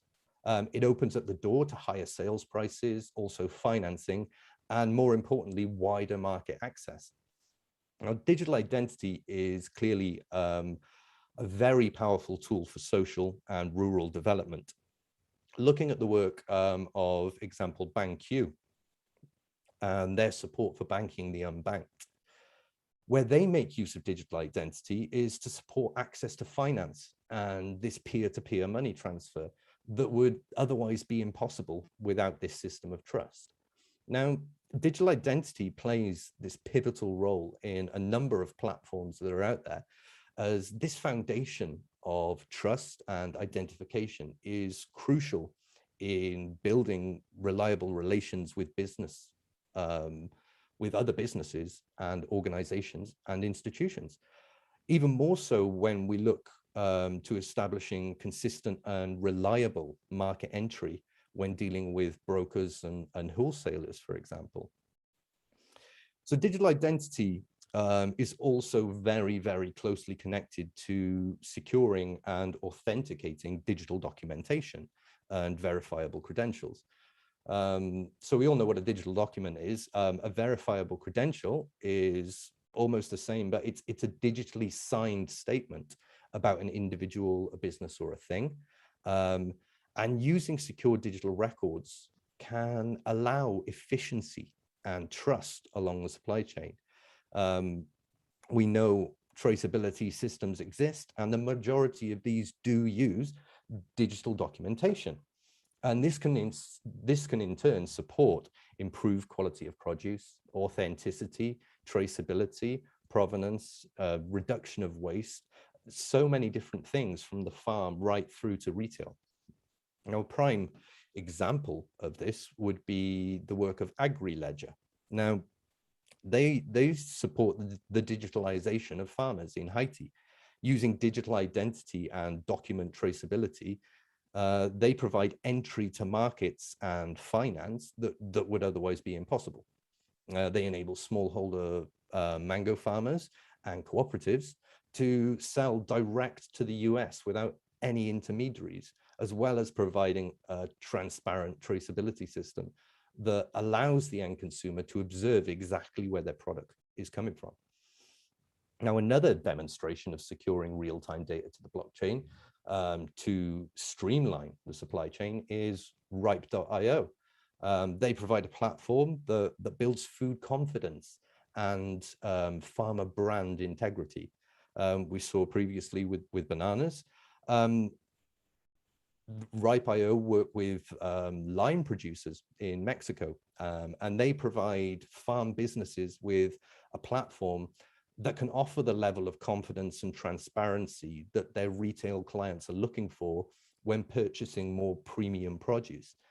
And now this use of secure digital documenting practices offers a historical timeline of easily accessible information. And the additional value this brings is not only in the verification or authenticity of a farmer's produce, but also the traceability and the security of the supply chain practices. And it can open up a clear avenue for improved revenue and access to markets, but also that safety and transparency along the supply chain right through to the consumer. Now, one area that is becoming more and more popular as a solution is the use of smart contracts, which are programmable contracts that can execute transactions and the transfer of data such as ownership or payment after certain contract terms are met, and can be used to automate trade, payments, finance, even insurance settlements. Now, with the ability to facilitate these things, a new entry to market is emerging through open exchanges that can enable fair trade and reliable downstream participation. One of the earliest adopters for blockchain in agriculture, AgriDigital, they make use of smart contracts to support farmers in not only facilitating trade, but also gaining access to important financing opportunities, like globally working with grain producers to offer this platform that can simplify trade contracts, but also invoicing and logistics management that support the farmers in building not just more lucrative farm businesses, but more efficient businesses as well. And as I mentioned, another area of agriculture where smart contract use is growing is in insurance. EtherRisk work with Acre, Africa. And this is a demonstration of blockchain for climate risk crop insurance, which is a new kind of crop insurance that is not just affordable and accessible to smallholder farmers, but where when you attach a crop insurance policy to a smart contract and then connect it to local weather, during an extreme weather event, the policies are automatically triggered, which facilitates fair and transparent and instant payouts. These decentralized smart contracts, they help remove a number of bad actors within the supply chain and the value chain, supporting fair and accessible market trade and security, as well as efficient and timely contract completion. And through creating this level of security within the system, farmers can generate more reliable business practices. And this then helps create future value through consistent access to markets and finance. Last out of these, I just quickly want to have a look at digital assets. Now, digital assets are essentially tokenized representations of various different things. These could represent anything from land ownership to crops and inputs, to agricultural data and services, or even rewards that can also be traded, shared, or exchanged on these open market platforms, or even peer-to-peer wallet systems. The work of, for example, Demeter, who issued digital assets backed by actual harvests, is helping it helps lower farmer costs. It provides this high quality investment opportunity to smaller farmers. And by allowing these loans to be easily priced on an open market, farmers are gaining wider access to funding and at better rates than, for example, a large loan agency or a bank. AgUnity, on the other hand, they take a more consumer-focused approach to tokenized assets with their Agri-UT token, which supports investment into rural development projects through traceability and consumer engagement, allowing customers who purchase coffee to physically reward farmers and communities with these tokens simply by scanning a QR code, providing a simple transaction utility that can promote economic growth through these frictionless, near instant transactions that get paid direct to farmers or community projects pretty much anywhere in the world. Now, the security and reliability of digital assets, along with the accessible nature of transfers through peer-to-peer transactions, this puts digital assets at the forefront of solutions when gaining access to finance and value in last mile rural communities. Now, these quick and easy interactions can build reliable and consistent revenue streams that will foster growth and economic stability for farmers and rural food businesses. And when we single out these platforms like I've done, it's an eye-opener to some of the solutions that blockchain supports. It's not just cryptocurrency and it's not just traceability. There's so much more. But another thing we will tend to see is that most platforms are usually a combination of solutions that complement and support each other. Digital identity coupled with tokenization, for example, for access to finance. Data marketplaces are built on a foundation of tokenized assets and smart contracts. And whether it's for data or crops, it doesn't matter.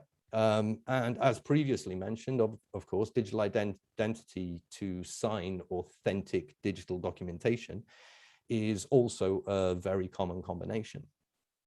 And albeit a brief introduction to some of the solutions that there are active and bringing value to the agricultural space, this still barely scratches the surface. Slowly, we're seeing more and more technology providers turning to blockchain to provide these more trusted systems. And this is only going to increase over time. One thing of note, though, in almost all of these solutions we've touched upon, we can observe the greatest value is clearly added when the farmer is at the center of the solution. When the farmer is included in the solution, traceability, provenance, quality assurance, this added value, it can be immutably preserved throughout the entire chain. With value added in that last mile or first mile, farmers are empowered with increasingly valued produce, as well as access to these important finance markets. And this will obviously bring the additional income into these rural communities and present opportunity for growth and development. almost done now. And as you can see, I'm a huge supporter of blockchain solutions. But there's one thing I really must stress, that blockchain is not the final solution. I believe Anthony Day says it the best, in that blockchain won't save the world, and it won't. There is no single holy grail solution, but more a combination of technologies, initiatives, and tools, with blockchain being one of the key elements. Like this example of an IoT blockchain system from Hyperledger, it demonstrates this clearly, making use of digital identity, but IoT devices, cloud storage, smart contracts, and a number of various other systems. When we combine all of this system and support them with necessary infrastructure and accessibility, we can provide the foundations for rural development, food safety, and of course, the future of food security systems. So quickly, just before I finally finish up, put blockchain to the side for 1 minute. There's one important aspect all of these platforms have in common that is as important, if not more important, than the trust that blockchain technology can bring. And that fact is, not one single solution is going it alone. All these platforms have been created and driven by inspirational and innovative leaders who have built these amazing solutions, yes, but as a clear statement towards how the future will be shaped. All of these projects also proudly share important partnerships and collaborations that make these technologies more accessible and impacting. Collaborations are essentially going to play a crucial role in bringing increased value and support to our farming systems, working to bring our different technologies together to get them to where they are needed most. And like Gopikrishna said earlier, and using the IFAD 3Ps, it's definitely more convenient to use the 4Ps as the public-private producer partnerships. And by building this collaborative network, including public and private partnerships, focusing on the development of the infrastructure and providing an equal and inclusive environment that supports this access to technology and education, we can facilitate these more resilient systems that can add value throughout the entire of the agriculture and food value chain from the bottom up. So that's about all from me. Again, thank you for listening. I'll be sure to share my slides in case anyone wishes to do some further reading. And I've included all the links to the references and industry members I've mentioned. So yeah, it's been an absolute pleasure. So thank you again. Sure. Thanks a lot, Adam. And we cannot let you go without asking a couple of questions. Before that, actually, I would try to counter your second last slide, which says that blockchain cannot save the world. Believe me, when I see 70% of groundwater withdrawals coming in agriculture, when I see 30% of global greenhouse gases being caused by agriculture, where I see 30 to 50% food getting waste, I cannot see any other technology which can save world except blockchain. Right. So well, I completely agree. Blockchain is one of the most important tools, but at the same time, you mentioned water, you mentioned carbon. You can't just use blockchain. It has to be a combination. It would require IoT sensor systems. It would require cloud storage. Blockchain does provide one of the most important tools, which is this trust and traceability and transparency.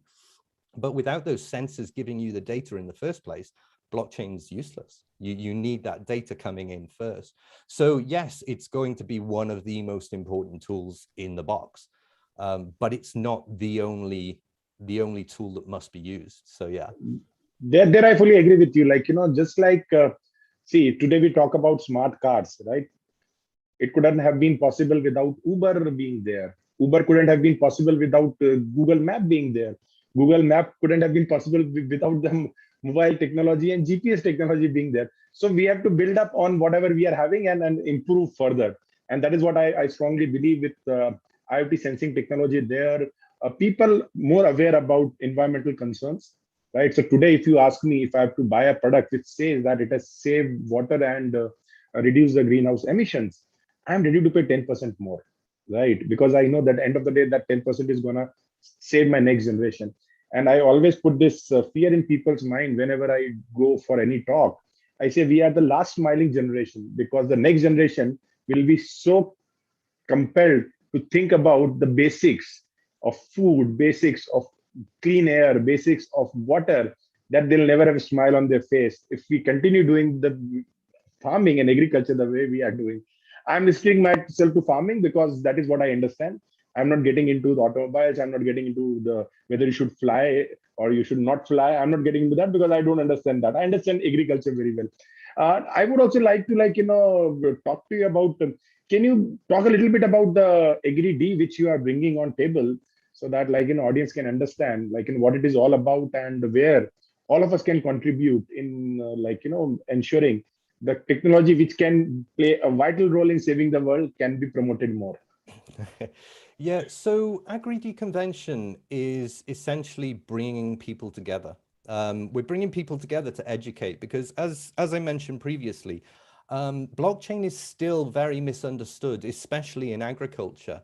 There's a lot of focus on IoT, sensors, a lot of focus on agri-tech, robotics, drones, precision agriculture.